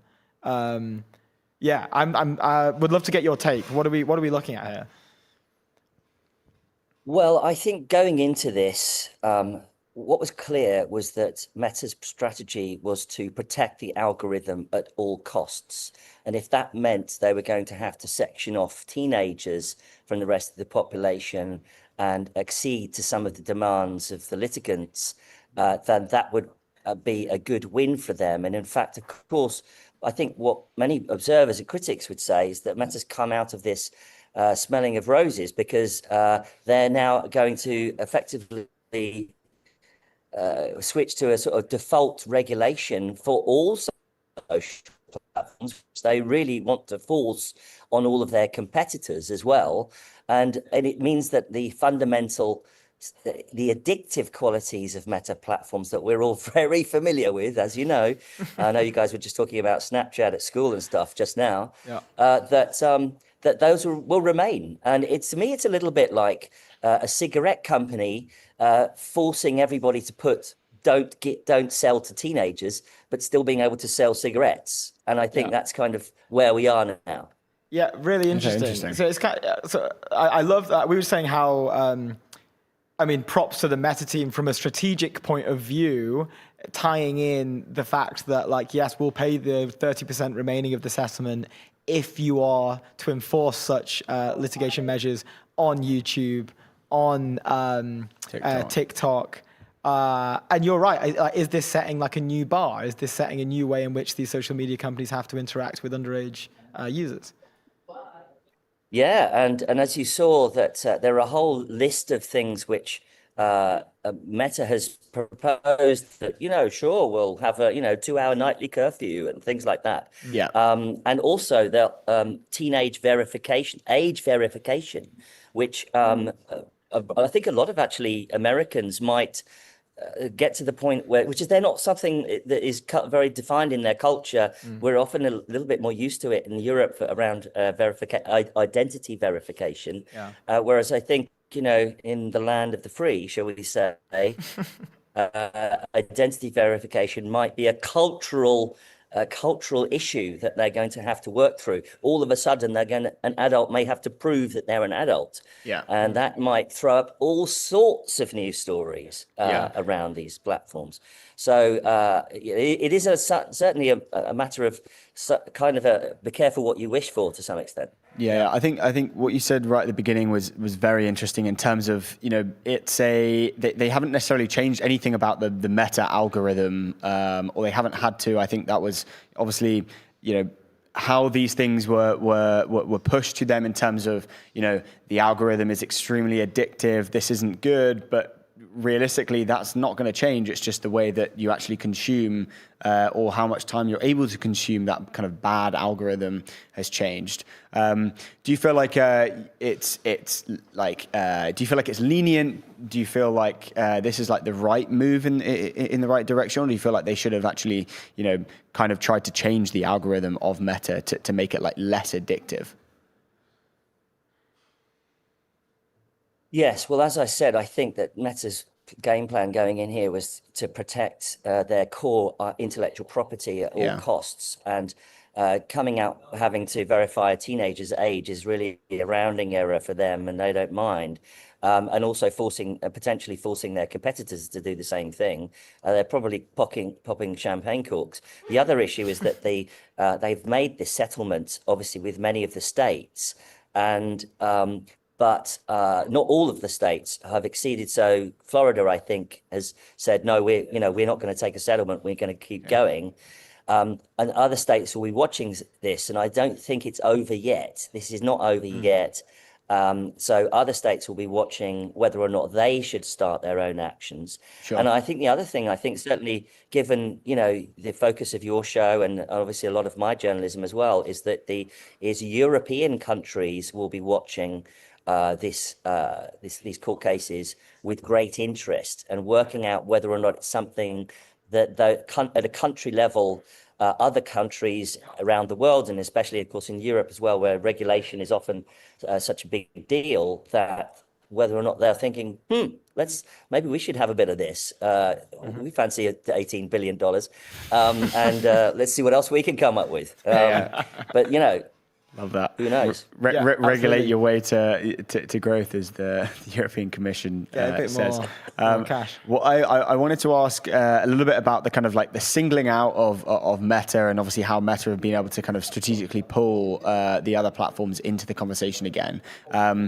Last week we kind of reported on it, where Meta were basically saying like, why just us? Kind of go to all the other platforms as well. Do you feel like from the other side, the side kind of pushing these bans and everything else, and the fines, do you feel like they should be kind of going for everyone, or is the fact that they're just going to Meta fair game? Well, Meta's doing carrot and stick here, because the stick is if it's just them who has to introduce these restrictions, then the states get less money, but they'll happily pay up more, and that's the carrot, if the action brings in other platforms like TikTok and etc. So it's a very interesting, sure, we'll totally pay this fine, but you'll make a little bit less money if it's just us. So, and by the way, we've got to remember that although it's a big number, 18 billion, at the top level, 13 at the lower level, and Meta made 200 billion in profit last year. So let's just remember that this has to be set in the context of a very, very large business. And as I said, the whole game plan going in here was to protect the core business, and really they've achieved that. Yeah. And I think also, I think longer term, it will definitely feed into design and how products like this are aimed at teenagers. But it also means that perhaps it's kind of let a thousand flowers bloom on the adult front. Means that the adults we don't get a free pass. We're still getting the cigarette brands pushed at us, and so it means therefore these platforms will go, oh, what other addictive properties we can shovel onto the online for adults. So that issue is not over either. That's a really interesting point.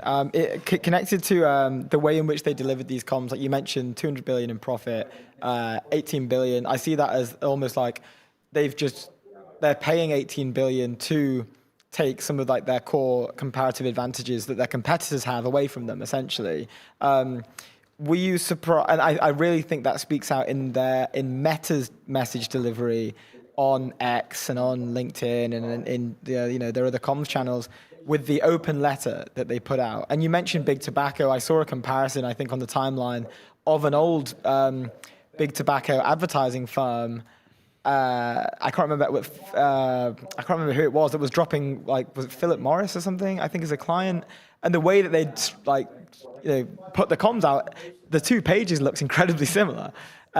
Which must just be a coincidence, I think. But could you maybe, what's your take on the means in which Meta have communicated this? Like, they've done an open letter. They've specifically called out 2 of their huge competitors. They didn't mention Snapchat, so I don't know if Evan Spiegel's kicking himself for not being involved as an ego type thing. But yeah, what's your take on the way in which they've delivered this comms?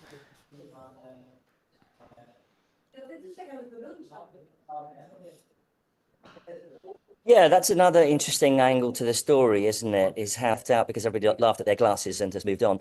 I think that ouch. I think that they've sort of set the bar on. They're trying to basically kind of set a default regulatory level, effectively like driving how the regulation will operate in the future. Here are our wonderful proposals. Aren't we magnanimous in coming up with these amazing proposals? And look, my competitor over there, why do they not match my magnanimity in coming up with these beautiful, rules and regulations to protect our children?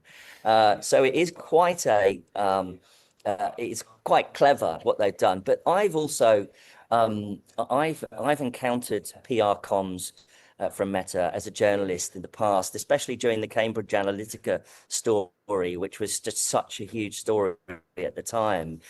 And these guys are relentless. They take no prisoners.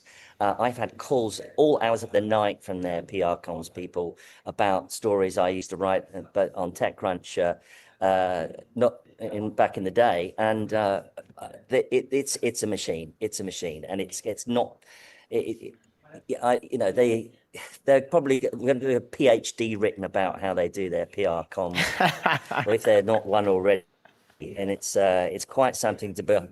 Quite something to bowl. They really take no prisoners. So the journalists, at the other end of this, some of this stuff is just full on. It really is.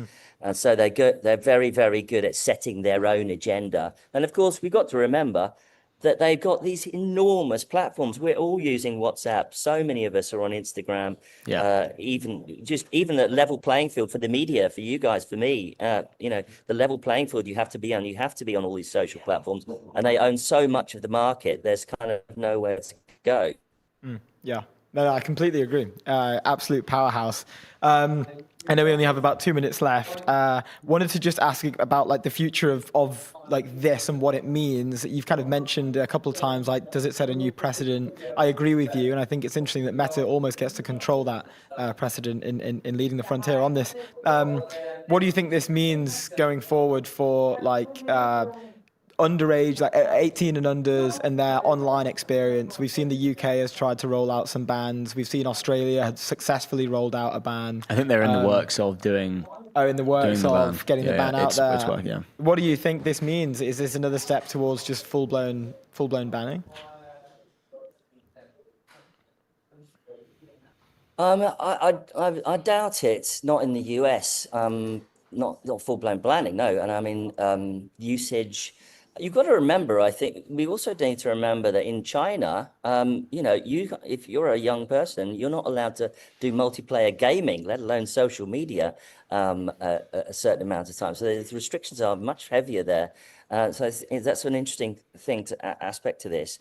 But I mean, a lot of it, if you think about it, it's going to be age verification, daily usage limits, night and school restrictions, more controls for parents, etc. But in a way, it is a little bit kind of like, well, it would have been nice to have these kinds of controls before, and and they've just been dragged kicking and screaming to this point, and now they're effectively trying to set the agenda all over again. And I just don't think it's over, because, like I said, Florida hasn't settled. There are other states that could have a go, and there are other countries that could have a go. So I don't think this is the end of the story whatsoever. Yeah, awesome. Really interesting. Love to Mike, see it. thank you so much. Been an absolute pleasure. Would love to have you back on as well. So glad that we finally got to do this. Enjoy the rest of Tech Barbecue as well. Thanks so much. Thank you very much, guys. Cheers, dude. Have a good one. Mike Butcher, ladies and gentlemen, co-founder and editor-in-chief at Pathfounders. What a legend. Really good breakdown. Legend of the game. Quite literally a legend of the game. Editor-at-large, TechCrunch for many, many years. And now killing it with Pathfounders. Let's go. Airwallex, Levi did business banking behind with Airwallex, the all-in-one financial platform built for the pace of modern business.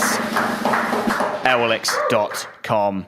Everyone loves Airwallex in the office. Keval coming back into the studio for a second time, founder at Shakti VC. It's going to be a good conversation. Chatting about a bunch of stuff, actually. I just want to go over like what the hell's going on right now. Just get his sort of generalist take on what are we looking at, what are we seeing. One big thing I want to talk to him about their recent investment into Gatik, an autonomous trucking company. They did like 200 mil. They recently just... were they in Gatik? They were in Gatik. Really cool. So... first invested in the company back in like 2020, and they just raised 200 mil, and I don't know if they led it, but we'll have to see. Keval, how's it going? Hello, sir. Hey guys, how are you? Great to be back. Yeah, it's good to have you, man. How have things been since we last caught up? Been a couple of weeks. It's been a busy summer. You would think people would take a break, but it's been always just more and more stuff happening. So it's great what a great time to be alive, right? Hell yeah, dude. Hell yeah. So good to have you back on. We've got a bunch of stuff to talk about. One being a recent investment from you guys. I'm actually just finding out now from Luke that you guys were in Gatik, which is really cool. Would love to hear thesis around this. How you guys have been working with the team. Yeah, thank you guys. Great news from Gatik yesterday, as you mentioned, announced a growth round with some amazing investors. We were lucky to invest in them very early on, about 6 years ago at this point. Wow. And have been participating ever since. The thesis is very simple. We think that, ultimately autonomous vehicles and autonomous logistics is like a toothbrush use case. Yeah. Something that's ubiquitous and frequent. We talked about that last time I was in the show. Anything that touches billions of people every day, that's always a great investment. Those are the kind of companies that emerge as category leaders. What Gatik's really done is that it's proven that physical AI is now coming out of the lab, the R&D phase, into the commercialization industrial phase. Yeah. And there are really only 2 other companies in the world that have shown that. Google, obviously, with Waymo. In San Francisco, if you come there, it's a part of daily life now. And then obviously SpaceX with reusable rockets going up and down every week and eventually daily. So Gatik is the third company that is now proving that autonomous vehicles work at scale. I think one of the coolest websites, in my opinion, these days is just go to gatik.ai and You can just see a live dashboard of trucks running around without drivers, delivering Pepsi and Doritos.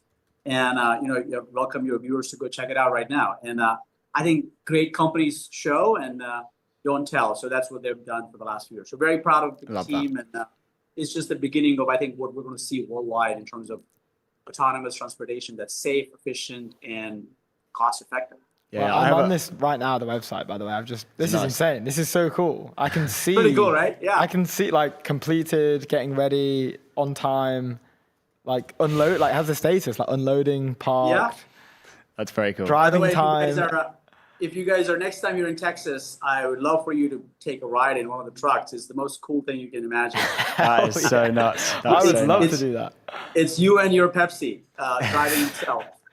So cool. Can we talk about? I want to go deep into Gatik, specifically about autonomous driving. But firstly, like about the investment. Obviously, you mentioned you were lucky enough to get in the early days 6 years ago now, and you mentioned like these industries that for so many years have been in this R&D phase, and now into kind of coming into commercialization. Can you talk to us about like right now you're looking at companies and deciding, you're sourcing them and then deciding which ones to kind of pick and which ones to kind of move on. What's the kind of mental model now that you think about in terms of, how do I know that this is so early, but it will eventually return an incredible investment?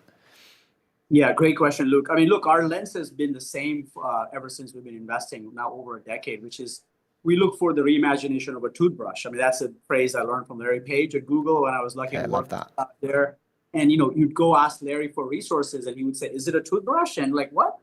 And eventually I figured out what he meant is, look, again, we want to invest in things that are ubiquitous and frequent. So that's the first question we ask, whether it's Gatik in autonomous trucking. As you know, we have an investment in space tech. We have a company called Cosmoserve that's launching robots to go to space and collect debris. Garbage collection.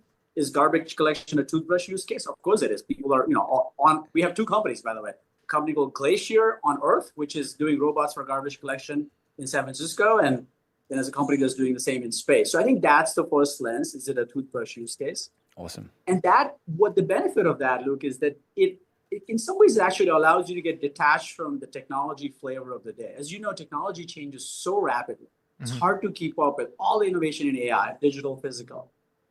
But ultimately, companies that create value, enduring value, are the companies that are able to go through that startup funnel, come out as independent category leaders. And if you look at any company that's done that, they're serving a toothbrush use case. So I think that's really it. And then we obviously look for a founder who can take it all the way. I mean, a great example of that is Melanie Perkins at Canva. We were lucky to invest in them in 2012. 14 years later, has become the category leader. They've gone through a variety of technology transitions, business models, but there's a great leader at the helm of that ship. And as long as you have that, then the company is going to be able to survive and thrive. Same thing with Gautam at Gatik. So the second filter, obviously, is this a CEO who can go all the way? And the third filter is why now? What's changed? What's the technology paradigm, business model change? Something that gives a startup a chance against a large incumbent. So I think those are always the three things we look for. And that's going to be the same in the future as well. Sure.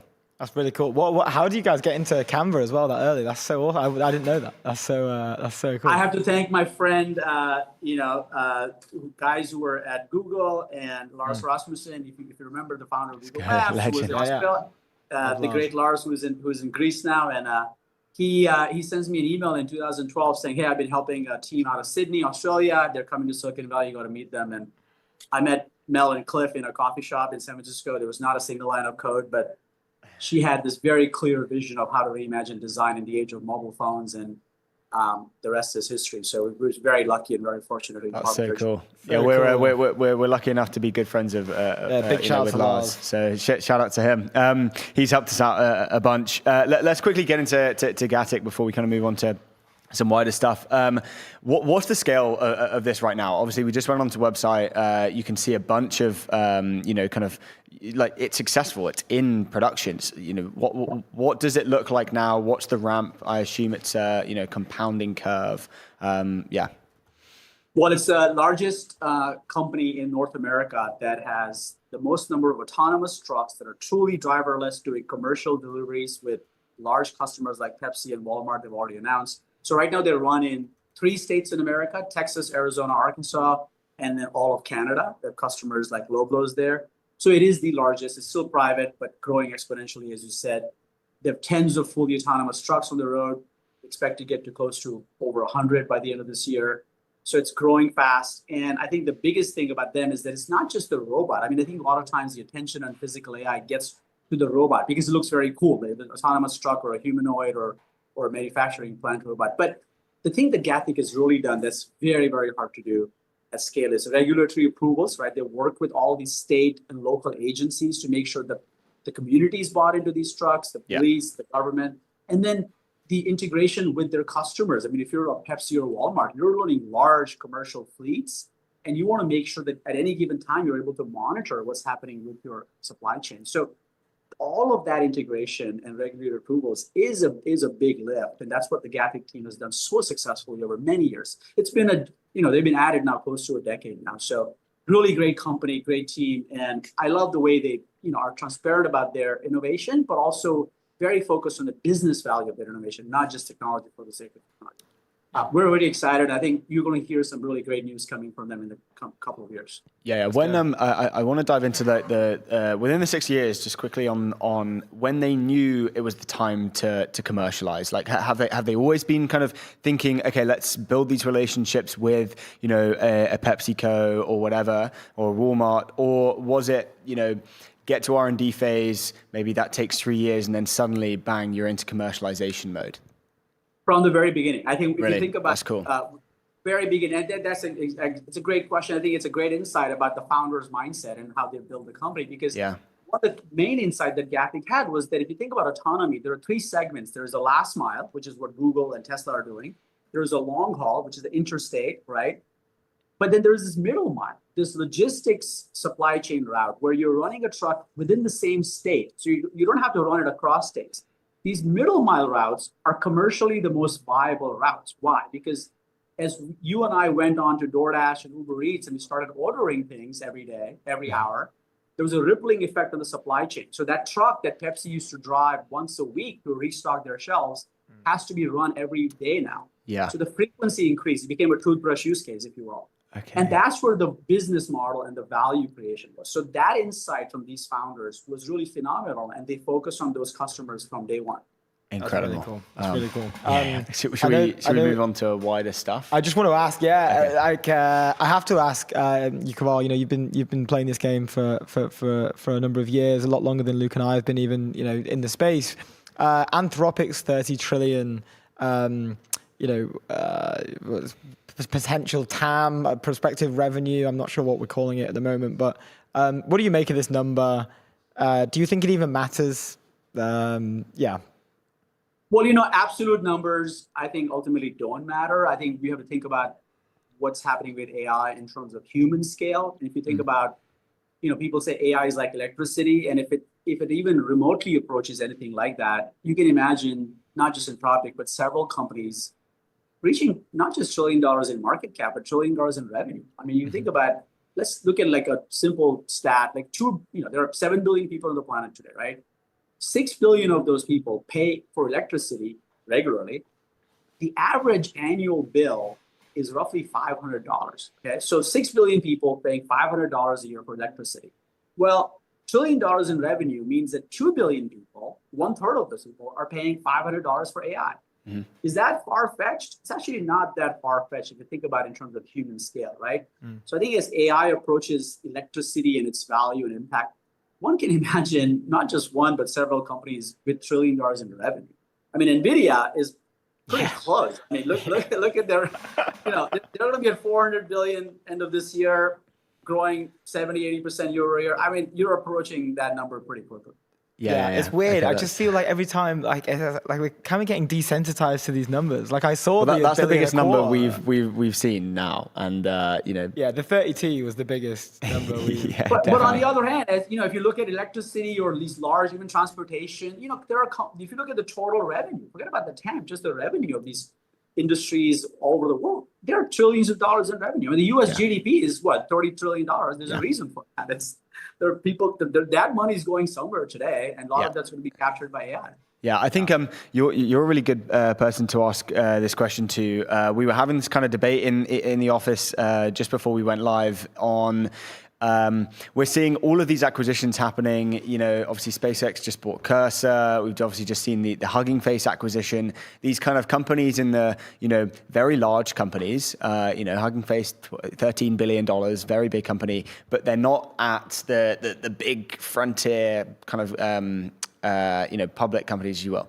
Are we going to see like a consolidation into like, you know, just maybe 5 or a handful of very, very, very large companies that kind of just suck everything up? What actually happens in that position? Like, it feels like, you know, ever since we started the show, right, which has only been 10, 11 months ago, we're now talking about less companies. You know, there's less news because they're being bought by the big ones. So yeah, what actually happens in that situation? Well, I think there are a few things in there. First of all, look, every technology explosion eventually consolidates. We look at the same thing happen with the internet. Like Google, for example, when Google started, there were literally like 50 other search engines, maybe close to 100. eBay had like hundreds of marketplaces. Eventually, the market consolidates because customers, consumers, and enterprises ultimately want to buy the same product from just a handful of vendors. So there has to be consolidation.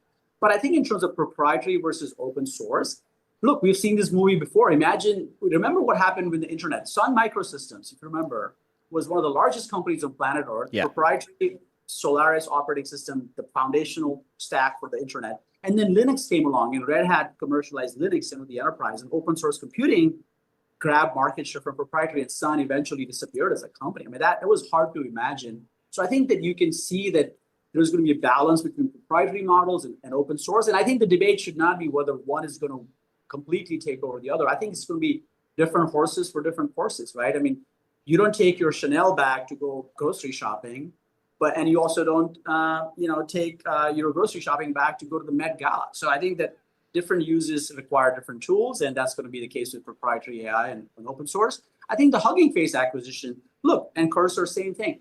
All of these founders are obviously very smart. They're all playing the Steve Ballmer investment thesis. I mean, Steve Ballmer, brilliant guy. You know, what did he say 30 years ago? Developers, developers, developers.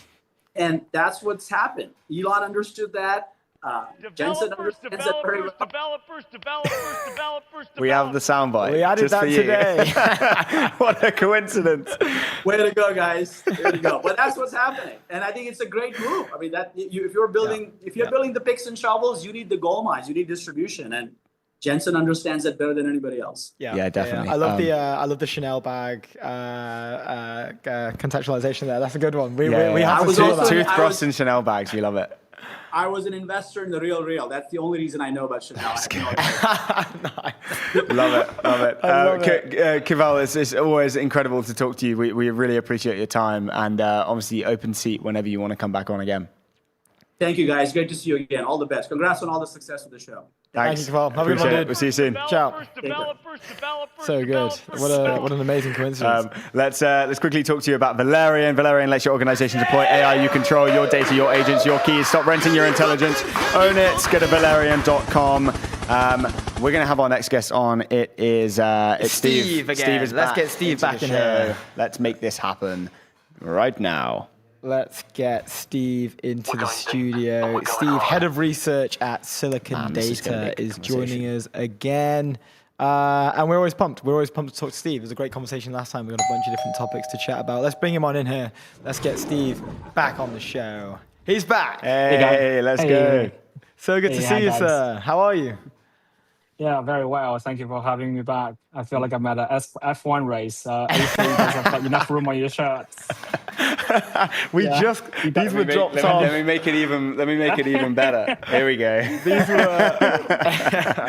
We got blessed by the Aston Martin F1 team. We have wings everywhere in the studio today. They even gave us this bag as well, which is quite nice.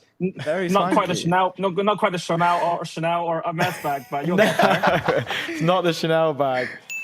Steve, we got so much to jump into. I mean, where do we even start? Maybe we could start with the NVIDIA Hugging Face acquisition. What does this mean for open source AI? It seems that NVIDIA are on a bit of a spree. They paid 8x. Just walk us through what this means for the space. I mean, this has been, I think, part of a trend that's been happening for a while, right? It's no secret that NVIDIA and Jensen supports open source, and it's also quite clear why, right? Yeah. This is part of that, back and forth. Obviously, we saw last night's earnings. NVIDIA still has a very strong, sort of lock on the entire ecosystem, the CUDA system, and they guided some insane year-on-year growth for next year. Meanwhile, they are obviously seeing all these attempts, and obviously, if you are a customer of NVIDIA's, you are thinking of all the ways you can improve your margin and go towards some sort of an ASIC chip, or especially for inference, where you can improve margin, and that's happened with TPUs, that's happened with Trainium. That's also obviously going to happen increasingly with the likes of Tensor Cerebrus and now Edge, and of course this chip Jalapeno from OpenAI.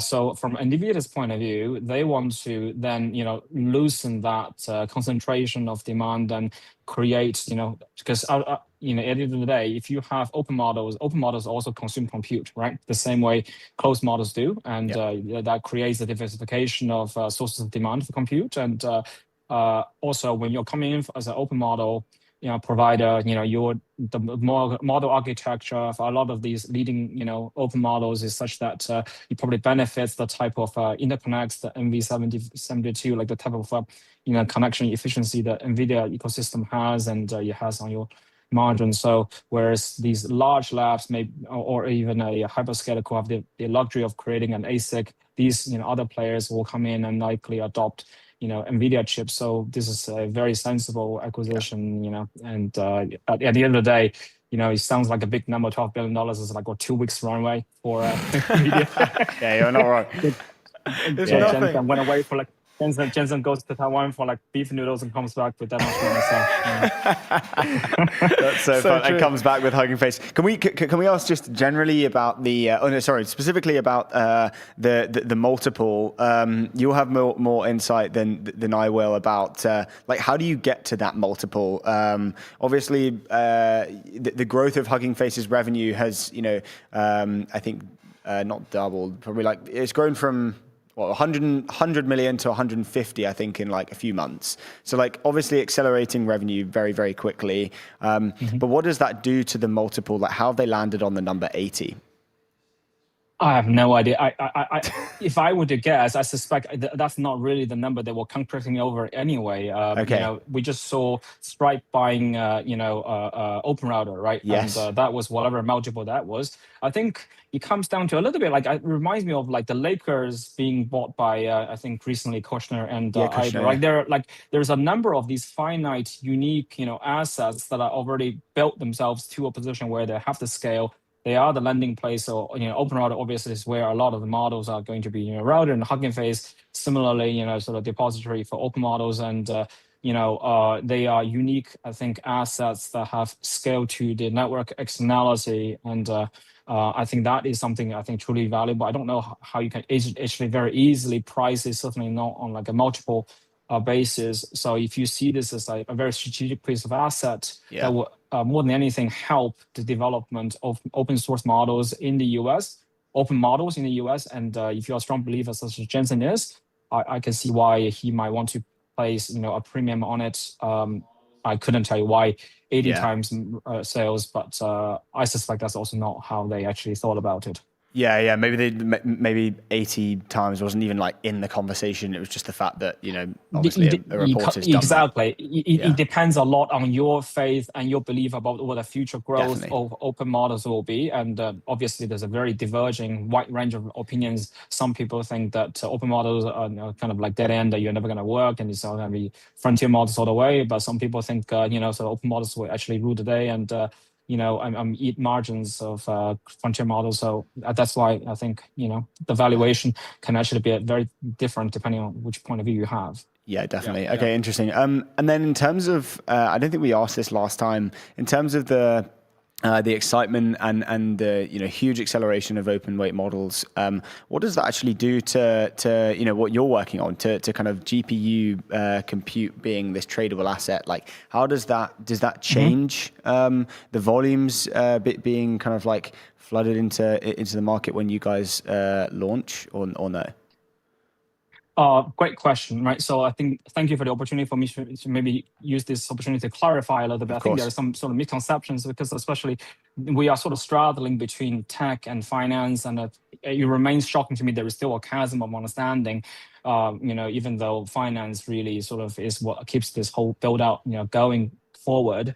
With futures contracts we're launching on the 5th of October, with the CME. They are going to be initially only cash settled. In other words, there is not a direct link in underlying physical delivery. Unlike an oil futures contract, you cannot take delivery of a piece of GPU or even GPU rental hour. Now, this is something that we are thinking about moving towards, right? This idea of physical delivery, we can come to that. But initially, in sort of this open closed model, development, and also by extension, enterprise adoption of AI doesn't quite impact what we are doing initially, right? There is going to be already a very strong interest in hedging the AI physical compute exposure. And right now, there's not a very good or any sort of financial instrument that allows you to do that in meaningful size, institutional grade. And what we are going to be launching with these cash settled futures contracts will allow you to start making that very, very sizable, hedges, whether you are on the sort of a cloud provider side, cloud as a compute buying side, or the sort of intermediaries in between.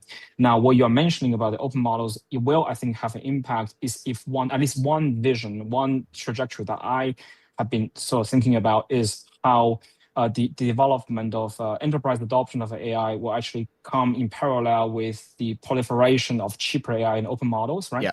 Enterprises are not going to just, sort of wholesale adopt and build everything on top of a, closed source model, Yeah. at least certainly not in entirety. And that point has been made, I think, very clearly and convincingly by the likes of Alex Karp and others. So we see many sort of large enterprises today, adopting a mixture of models, closed models, as well as post-trained or closed open models. And that will actually diversify and fragment the sources of demand for compute away from just exclusively or predominantly the two frontier labs, Anthropic and OpenAI, towards many sort of enterprises essentially funding AI compute through their OPEX, right? They may not directly be renting compute or buying compute, but they will be effectively buying tokens and by extension creating demand for the other sort of types of providers of open models, coming from the inference platforms such as the sort of base 10s of the world. Yeah. And in that environment, your sort of compute becomes a more fungible, interchangeable quantity. Yeah. And that creates a market for what is plausibly a physically deliverable compute, where you could actually plausibly take, compute from anywhere and make use of it. And you could be sort of, it doesn't have to necessarily be entirely co-located last instance of compute. And so this is where pointing toward the direction of just generally more financial efficiency, financing efficiency of compute. Okay, interesting. So actually, this is really great for you guys, like incredible in terms of timing as well. Did you guys think about that? Like when you chose the 5th of October, was it like, I feel like this is going to happen at some point? We didn't, first of all, choose the 5th of October timeline, and that was CME. But I don't think it is in sheer coincidence that everything is sort of all happening at the same time, because of course. You can see the economics is that we've obviously gone through the era of financing AI build out exclusive out of free cash flows of the hyperscalers. We are moving into more of a debt financed, investment cycle. Yep. And, the AI scaling has become much more of a capital problem, as much as a technology problem, if not more so. And where do we find the money? And how can we actually parcel out the risk so that the AI exposure, can be more diversely and more diffusively, held by different parts of the economy. And everyone may want to have some exposure to AI, but may not always want to have, either equity exposure or, sort of a particular type of debt exposure. And I think all of this is happening at the same time as like Jensen's talking about the half $500 billion worth of financing platforms. I think we are all sort of chipping away at the same problem from different directions. So that's how I think about the timing, aspect. Okay, interesting. Yeah. In terms of the exposure piece, I've been having the conversation every now and again with some of the guys in the office in terms of the size of the contracts and the timings of the contracts that, say, like an OpenAI has made with NVIDIA. If they default on those contracts, I assume it's, we're pretty far away for that to happen, considering that there's an IPO on the horizon. They're going to be raising 100 billion or whatever it is, or close to at least. But if they, in a world where they do default on those contracts and, NVIDIA's stock price and, and kind of like the other second order effects, like a CoreWeave or something, are all priced in, what happens then? Is that like super bad, or is NVIDIA in this incredible position of just, if they do default on the contracts, it's actually not that bad? They're not necessarily relying too heavily on OpenAI's contracts. Sort of there are two aspects. This goes back to the question we had earlier about NVIDIA's own position and the bankability and the liquidity, sort of quote unquote, of NVIDIA GPUs and the secondary use can find for it. Yeah. And why that may also present some sort of competitive, implication for other sort of ASICs coming from the labs themselves. I don't have anything to say about OpenAI's ability to sort of fulfill their commitments. Obviously, they are big and they're becoming bigger, and that's clearly one of the overhanging worry or narrative that the bears of the whole AI build out AI industry has had, is basically the concentration of demand. You've got basically these, a couple, maybe three, 4 customers that are driving most of the current demand, and it comes with, sort of also is worries about sustainability. There's always come with concentration of customers, but also this issue of power dynamics, which is part of what we're saying at the beginning, that what NVIDIA is actually thinking about diversifying customers. That being said, we, as we were saying, we are seeing this trend toward diversification, especially as we enter the inference era of sources of demand for compute and application of AI coming from beyond just the frontier 2 labs. And I see that as a, generally long run, a very positive thing. It's unclear the timing and whether or not we can sort of go through that transition without going through some sort of an air pocket where one goes down, the other one doesn't quite pick up quite fast enough. Yeah. But that general direction is what we want to travel to. And I suspect this idea we just sort of went through actually reinforces the advantage and why we saw such a strong demand for NVIDIA from their earnings last night, is that everyone recognizes that, right now in the current paradigm, it's only NVIDIA's ecosystem and their hardware sort of offers you that sort of some more certainty that if something falls through, you can easily probably find something else that will take it over, right? If OpenAI doesn't necessarily have the immediate demand for a certain part of the compute that I had already contracted, it's probably not implausible for you to sort of find second, third, fourth, like other buyers who can take over and find some other use for it. So that's the general lens through which I would look at it, and I don't particularly have anything. I have no idea about OpenAI itself. Yeah, but they seem to be, going on a good trajectory with Codex, catching up with, Anthropic recently. So, what do you make of those? I've got a bunch more questions about what you just said, but just quickly, what do you make of the fact that, Live, we realized last week when there was a bunch of doomer stuff in traditional media about OpenAI and how they're kind of falling behind, in Anthropic, was just on this crazy surge. And then there was also about a bunch of discourse on the timeline on X, from people on the inside saying, "Hey, I'm on the inside, and look at your numbers, buddy. This OpenAI is actually crushing." What do you make of that narrative, kind of, Pearl? Because Live, I realized that I'd been completely dumbfounded by traditional media, and then I kind of swapped, my thoughts being very bearish on OpenAI, and then actually kind of bullish on them as well.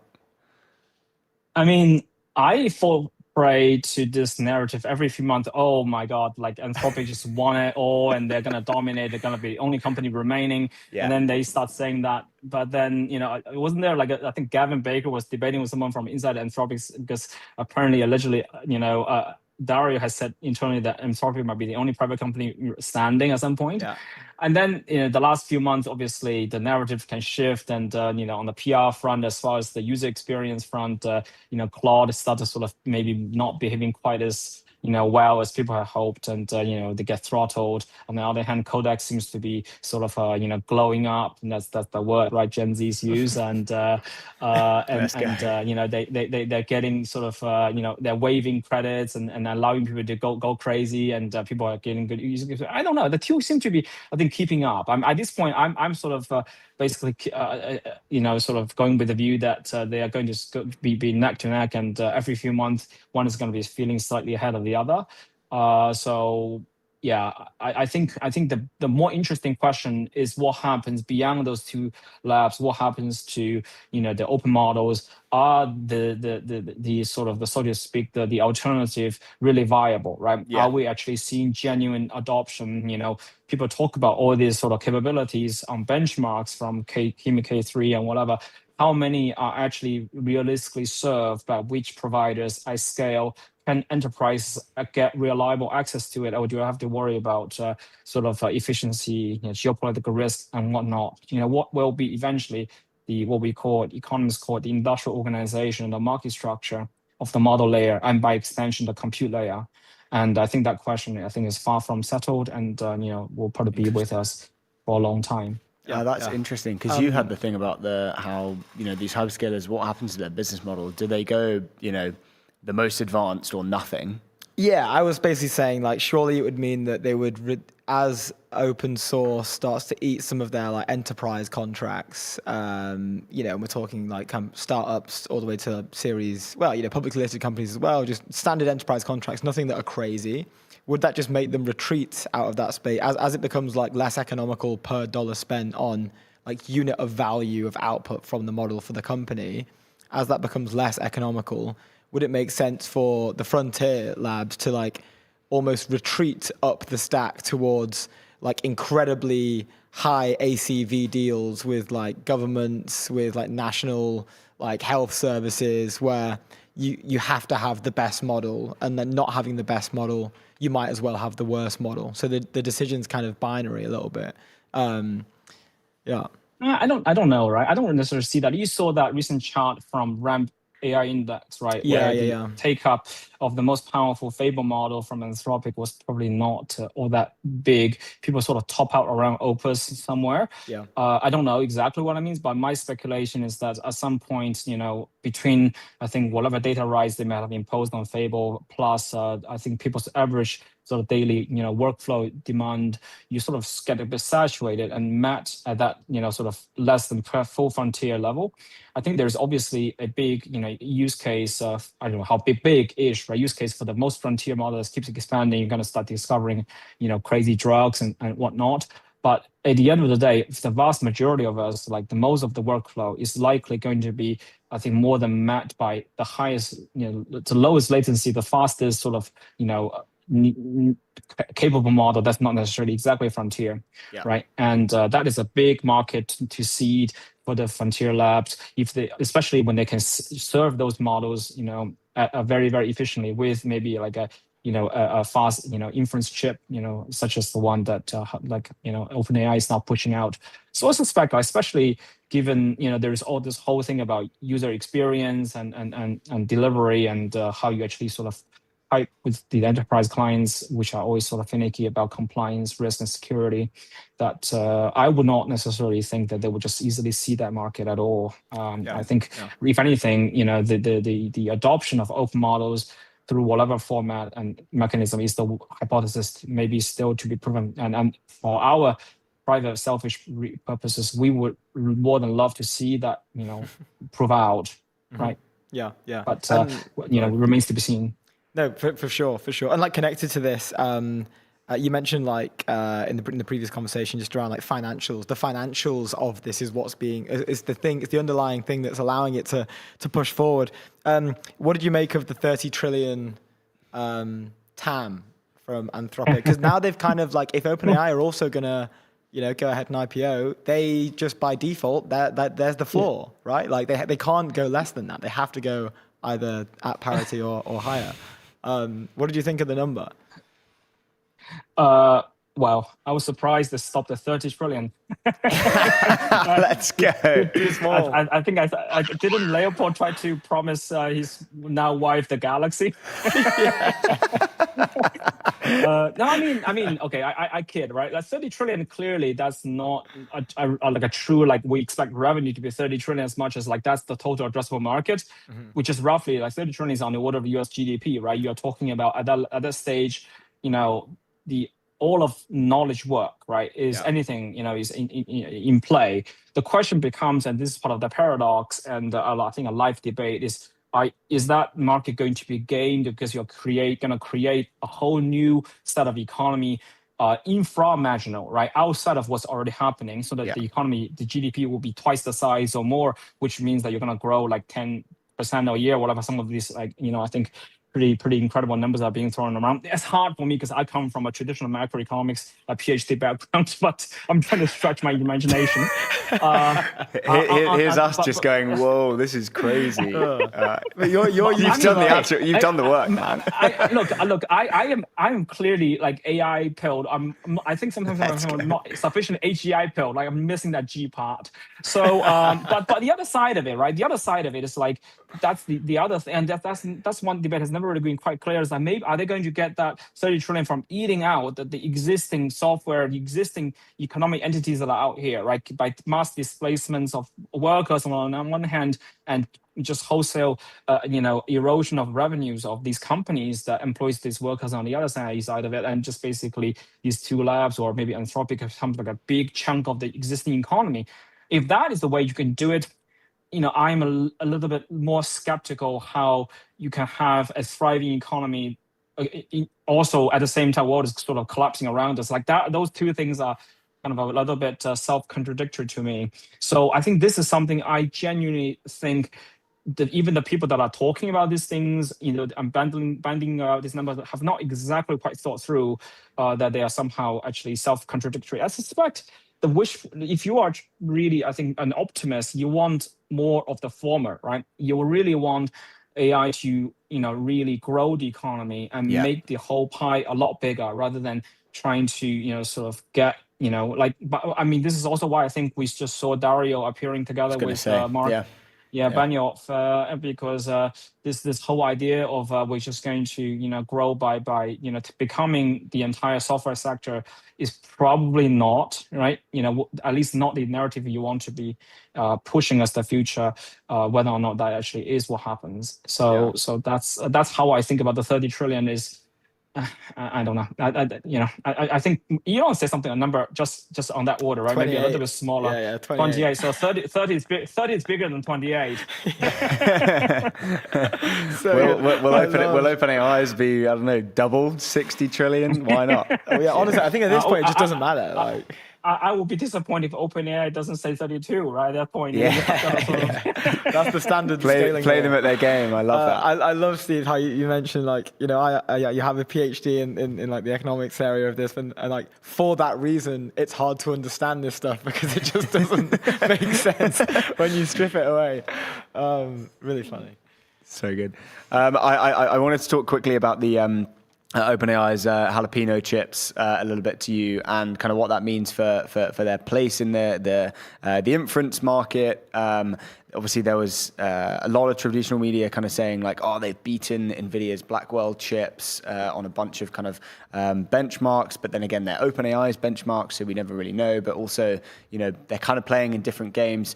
What was your kind of temperature check on the whole launch of Jalapeno? Obviously, Astra, their model Astra, has been trained on the chips. But yeah, would love your take.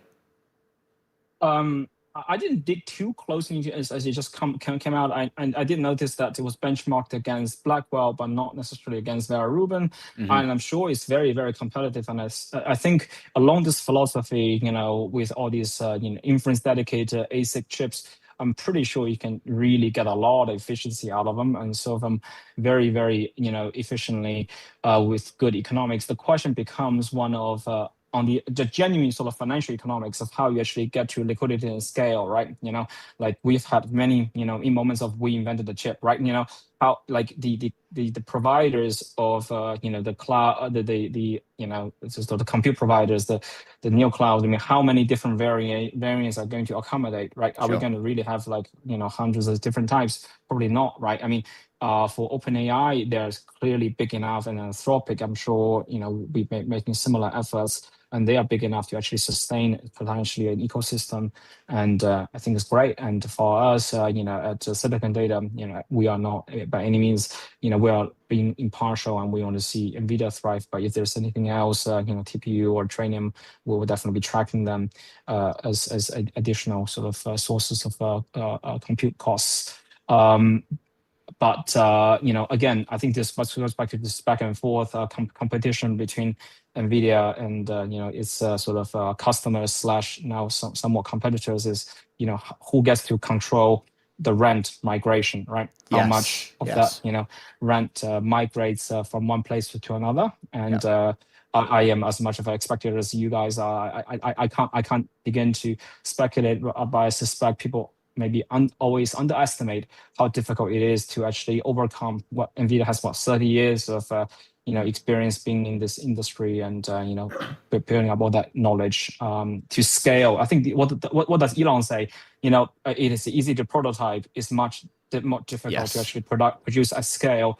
And I think it's telling that Elon, being as ambitious he was, and decided to wholesale commit to NVIDIA's GPUs rather than coming up with his own thing, even though he's building maybe as big as anyone, right?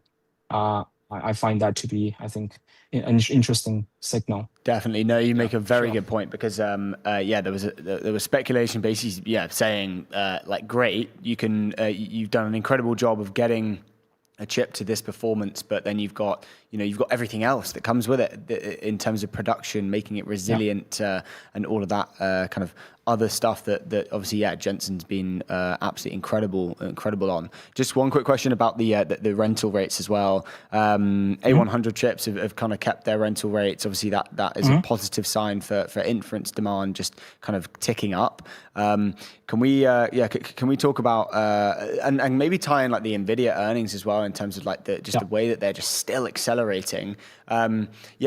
I just give me some insight, I guess, about what this means. Do you feel like they're just still going to kind of tick up on the rental rates for the older chips as well?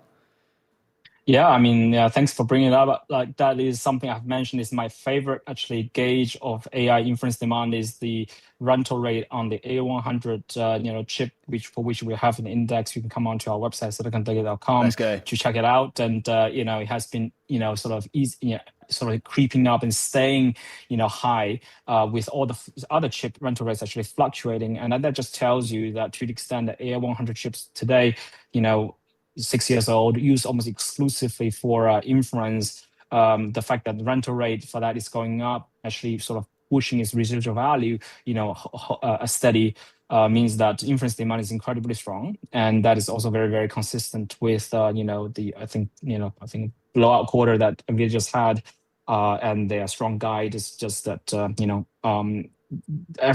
inference demand is incredibly strong. Is predominantly being funneled through, I think, the NVIDIA ecosystem. There are efforts, right, of different sorts to try to etch a chip away at it, but I think those are hypotheses to be proven, right, rather than something that is already live happening. So remains to be seen. We'll check back in a few weeks or months and see whether or not some of these things we're talking about today actually are still what we kind of expect it to be.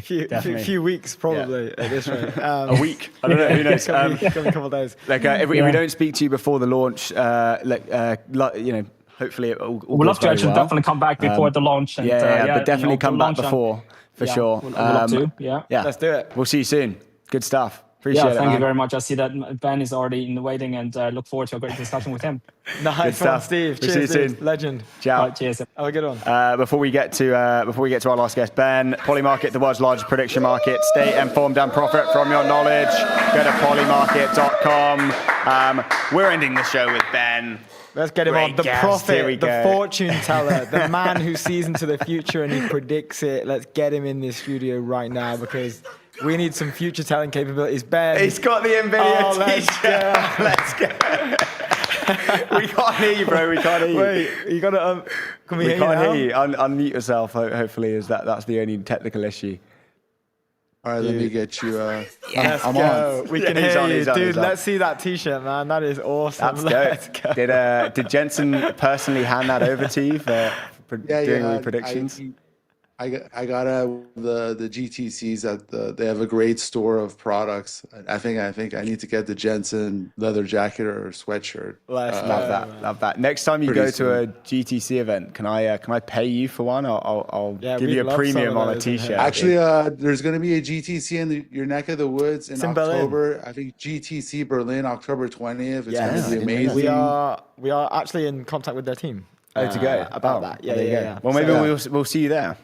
I'm going to be there, knocking on baby. the Let's doorbell. go. Let's go, dude. We can catch up for sure there. Ben, start us off with, there's a bunch of stuff to talk about, but maybe let's just start high level with the earnings. What did you make of it? We're talking about some serious numbers here. Yeah, what are your thoughts? I was at Hot Chips this week at Stanford. It's like the annual nice. like small chip conference where all like the companies come present. The tech guys that make the chips present their products. Yeah. And they defend against it. And I think it really wasn't like a demand issue. Obviously, NVIDIA was there and all these other companies, Edge, Cerebras, AMD. And, you know, I had a feeling he was going to get on the call and just beat his chest and just say, I'm tired of people not understanding me. And they did. They said, we are guiding to 70% year-over-year growth after we've grown 100%, and we can't grow more than 70% because we don't have enough supply. Yeah. I mean, I don't know any other company that's been able to do that. I mean, there's 40, 50,000 employees that I know. A lot of them are grinding 24/7 trying to work on the supply chain and product. Like it's a huge undertaking what they're all doing, and it's not being appreciated by investors in the market at many times. Really? Okay. So, why is that? Why do you think there's still I kind think of a lot of- skepticism?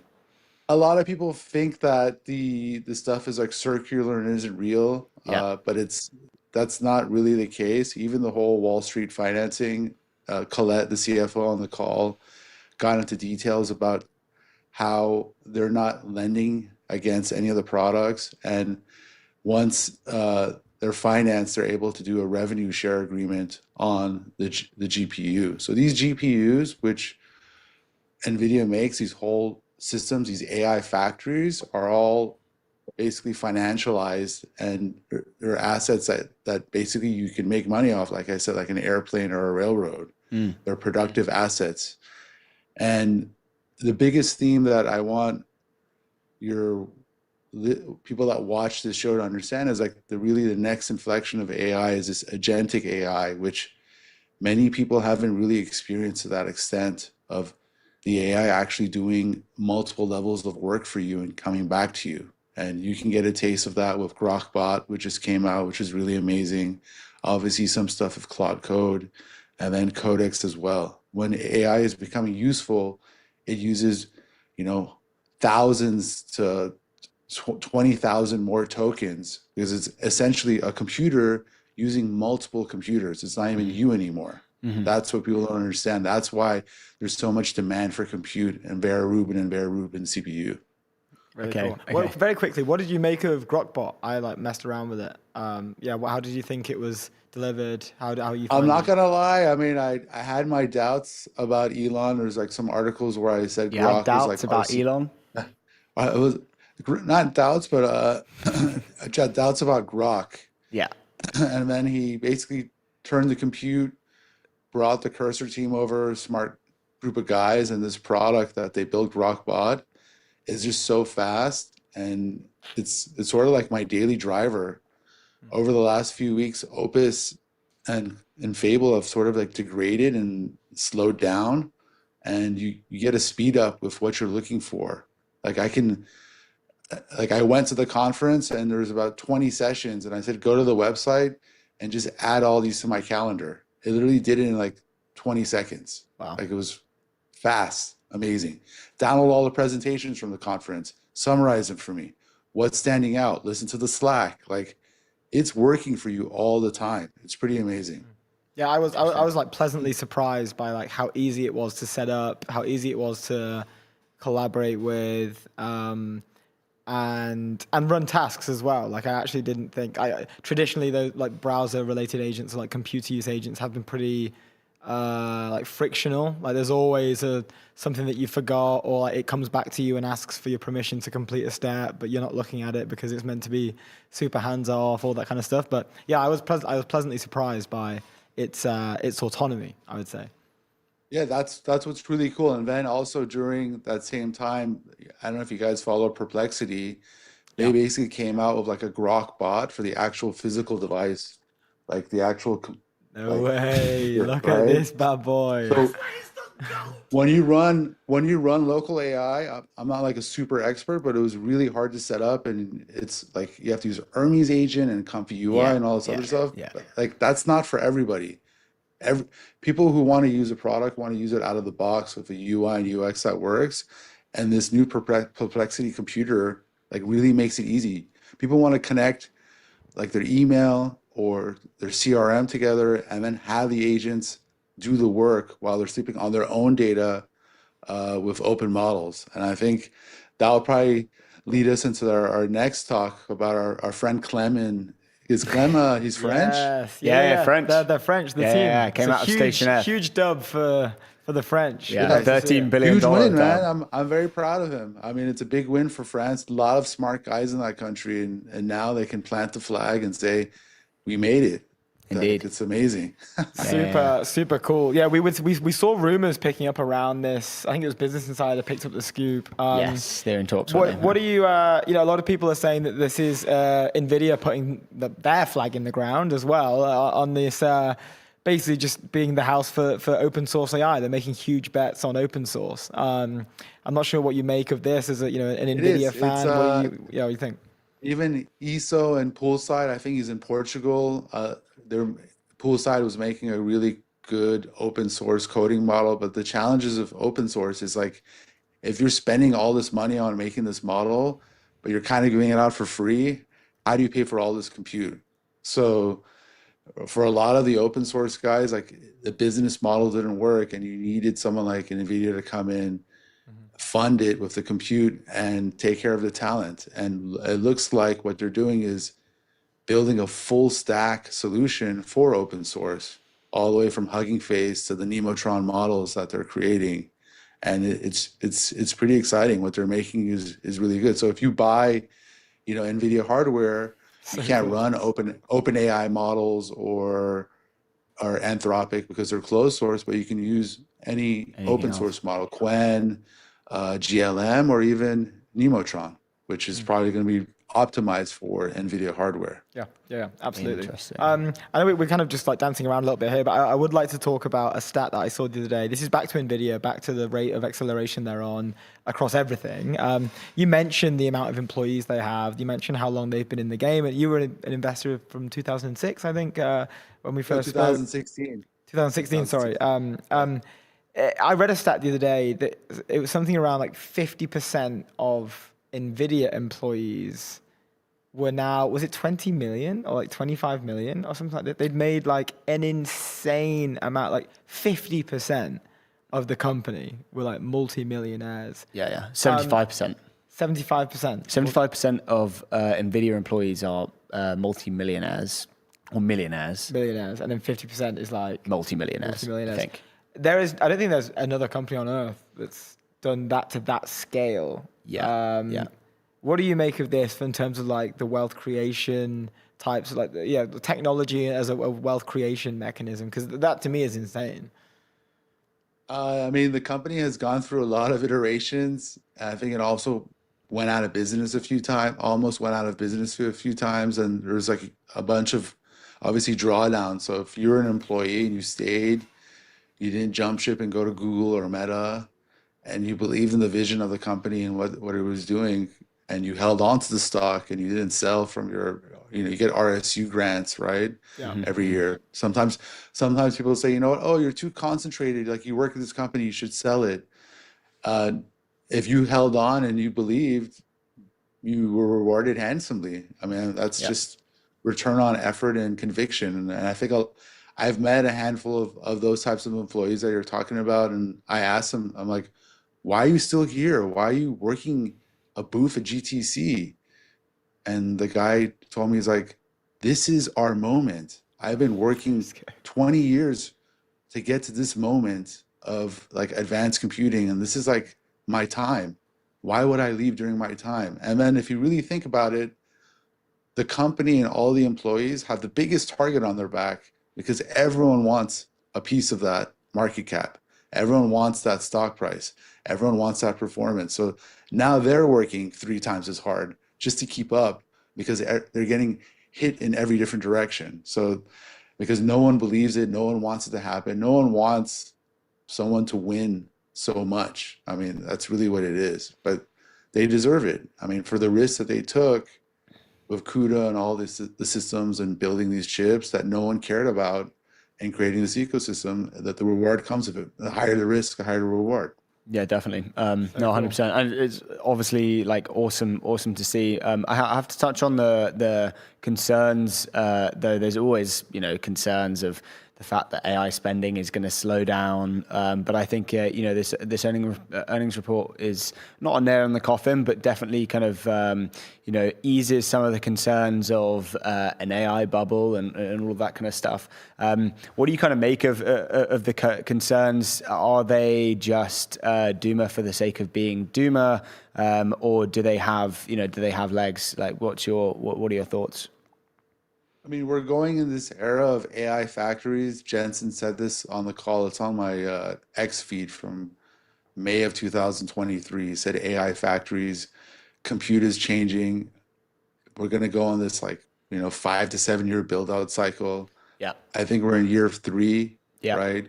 It's not easy to just pick a piece of land and say, I'm going to build a 500 megawatt data center. You have residents complaining, you have the city complaining, you have governments complaining, the power isn't there, you don't have enough construction workers.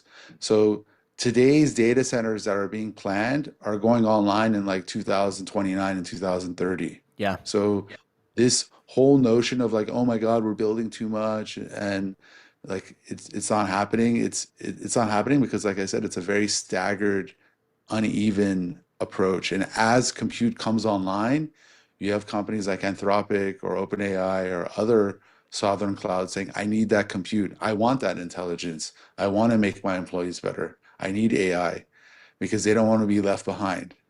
I mean, at some point, we'll get to a saturation of compute and it'll be enough for everyone. But right now, there's so many demand drivers on just those companies and then agentic on top of it and then robots. We're not even kind of there yet. So right now it's still in the build out phase. Yeah, completely agree. Ben, that is time on the interview, unfortunately. It's always a pleasure chatting to you. And always have fun with you guys. Hope to see you guys soon. GTC Berlin, I think it's October 20th. I'll be there. And let's have some beers and GPUs. Yeah, beers and GPUs, baby. Let's go. Let's talk NVIDIA. We'll see you soon, Ben. Cheers. Thanks for joining. Guys. That's Ben making his exit. Always the legend. Let's talk about Framer. Framer is the pro AI website builder for creators, teams, and businesses. Agents and humans work in tandem. Agents bring speed and scale. People bring taste, judgment, and control. Go to framer.com/ETN. Legend of the game. I think we got time for some bangers of the day. Let's do it. Let's get the bangers of the day up. Bangers of the day up. I have one from Liquidity. There was a Wall Street Journal article out saying the new cure for career burnout apparently is clown school. Liquidity comes in with the absolute home run, otherwise known as getting an MBA. I think that's that's a great tweet. That's a great tweet. In today's time, what are the advantages of an MBA? I asked Alex this morning, and I don't think I didn't say the context of why I asked it, and he didn't ask actually, rudely. I said, would you ever do an MBA? And he said, no, there's just no point. I think it used to traditionally be okay. And I would have dubbed Alex as one of the human beings to go and do an MBA. I feel like he's pretty MBA pilled. I think his MBA is like chief of staff realm. To be fair, I think his parents would be like, do an MBA. You know. But is that MBA is just like basically it's like a percentage uplift on salary, basically? I think it's just like if you do MBA, Like, if you're in the right career path, like maybe you're management consulting or something, or you're kind of you're in that realm. Go do MBA for like 2 years. I don't know how long they are, 2 or 3 years, or I've no 2 idea. years maybe. I've no idea. Or a year.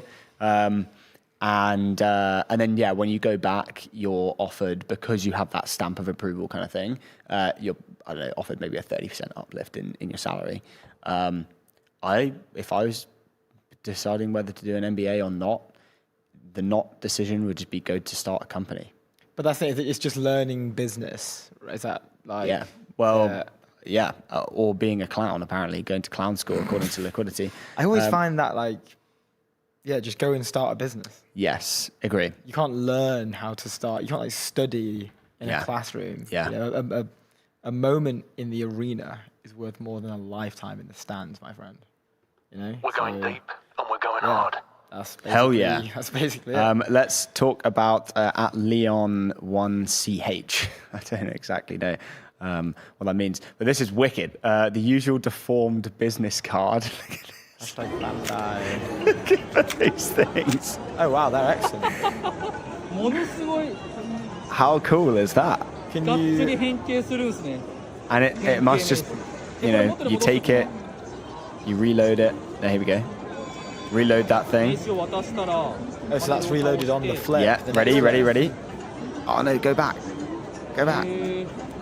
Yeah, reload it. Come on.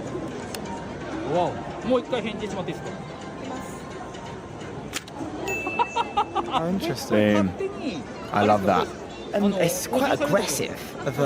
Yeah, but imagine, whipping that out your pocket and just going, bang, here's my definitely be memorable. I mean, card. the reason you give someone a business card is usually you want to be remembered. To be memorable, you want right? to get a call back. Exactly. So I can see unfortunately, this being... I don't know how to read that name. I believe in Japan, Japanese. But at Leon1CH, thanks for...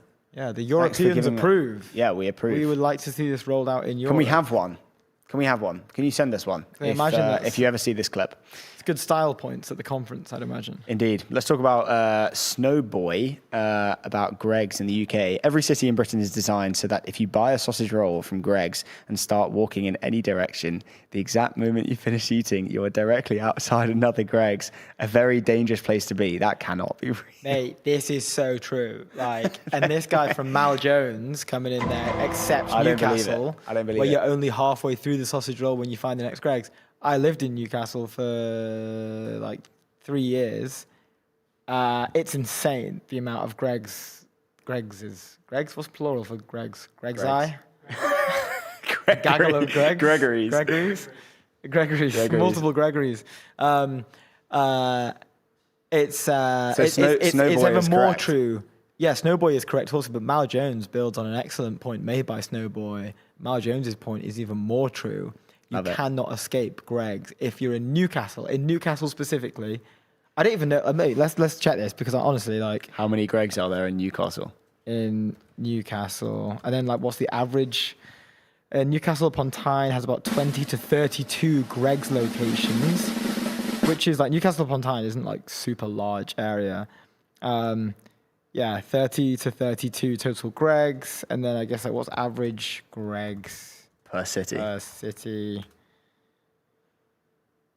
should be data on this. Who's coming up with this data? Oh, it's searching for average grams per city, and it's giving me a lot of information on cocaine. Okay. Okay. Well, actually, load of trough. Sorry, Mal Jones and myself, but potentially proven wrong. Glasgow has the highest number of Greggs. No Glasgow way. is 42 to 54. Let's go. Give it up for Glasgow. London is 42. But London, but relative terms, how big's Glasgow compared to Newcastle? This is the thing. Newcastle upon Tyne is Glasgow tiny. compared to Newcastle. It's so small. Newcastle upon Tyne, though, specifically, that is. Oh, is that different places? Tiny within Newcastle. It's tiny. And then, then it's Birmingham, then Edinburgh, then Leeds, then Cardiff, actually. Oh, here we go. Highest concentration. Sorry, forget everything. Highest concentration per capita. That have the highest total count. Smaller northern hubs like Newcastle upon Tyne have the highest density per capita of Greg's. So Mal Jones' complete narrative violation is actually correct. Snowboy is also correct, obviously, but Mal Jones is... Give that... Oh, it's actually... They do have the highest per capita... Okay, interesting. Newcastle upon Tyne. Interesting. These have been good bangers of the day so far. Let's move on to the next. Connor. Connor says, birthdays just don't feel the same without the free flow of maritime trade to the Strait of Hormuz. I thought that was just excellent. I found that this morning, slipped it in there. Why did you make me read that? That's awful. We don't get a lot of Strait of Hormuz conversations anymore. I feel like they blocked it, they opened it, and then we didn't get Let's not get any more of those. We don't need those. Let's pull that down, Sam. Pull it down. Poor Connor. It's a banger, that. That's not a banger. Let's go to the next one. This is Winnie. Oh no, this is mine. I love this. This is wicked. I want to do this. We're kind of doing this right now. I signed up for an Ironman, but don't own a bike, lol. So I'm selling ad space. 11 positions across the race kit and the frame. Varied locations and pricing. Your logo does 1,500 training miles, a 70.3 in December, and a full Ironman in Q2 2027. Let's go. Let's just quickly go onto the website. We can just keep my screen on. Why not? So this is obviously ad space. She's had I'm going to try and, she's had 5,000. Can we take Ronan off for a sec? Oh, there we go. All that. Perfect. This is what you can buy. That's... She designed this whole thing as well. Really cool. This is vibe coded, 100%. Oh. 54 people visiting the site right now. 2,955 people have visited so far. She sold $5,000. You can buy a very good bike for $5,000. Oh no, we're going to be just outside. So the front panel has been taken. The back panel upper has been taken. So I assume this is here. Front panel upper taken. Sold. Back panel taken. Nice. $600. Pretty good. $350 for the front panel lower. $300 for the back panel. I would have gone $350 as well. The price drop is pretty large. But anyway, look at all the parts she sold. Incredible. So these are all taken. I want to know what's... Oh, great. This is awesome. Pick a position, pay it, send your artwork, send whatever you like, and then do the race. Really cool. Super interesting. This is great. Winnie, I think just for pure effort, you should win Banger of the Day, in my opinion. Let's give it to Winnie. I'm a fan of hard effort. Pull it up. Fan of work. Let's bring it up. Congratulations, Winnie. You win Banger of the Day. That's a banger. That is a banger. We are kind of doing that right now as well. I feel like it, tied in pretty perfectly with everything. Good work. Look, everyone, that's the show. Thank you very much for joining. Go to etnshow.co. We do we do a daily newsletter every single day, so you can keep up to date with everything that we're doing. Every day. And if you want anyone on the show, go to etnshow.co. Go check out our website, actually. Brand new website. Absolutely beautifully designed. You can contact us there. And you can come onto the show, sit down with us, have a good time. Steve had a good time. Ben has a good time. Ben, saw Steve, saw the gang today. Yeah, it was good fun. Sorry, Sam. Play it again. All right, we'll see you soon. Ciao. Still working on that outro, as you guys can tell. That's so funny. We're getting there, but we'll see you tomorrow for Friday. And thanks to Aston Martin as well. And thank you to Aston Martin. Let me close that there. You can see our lovely merch. That looks good.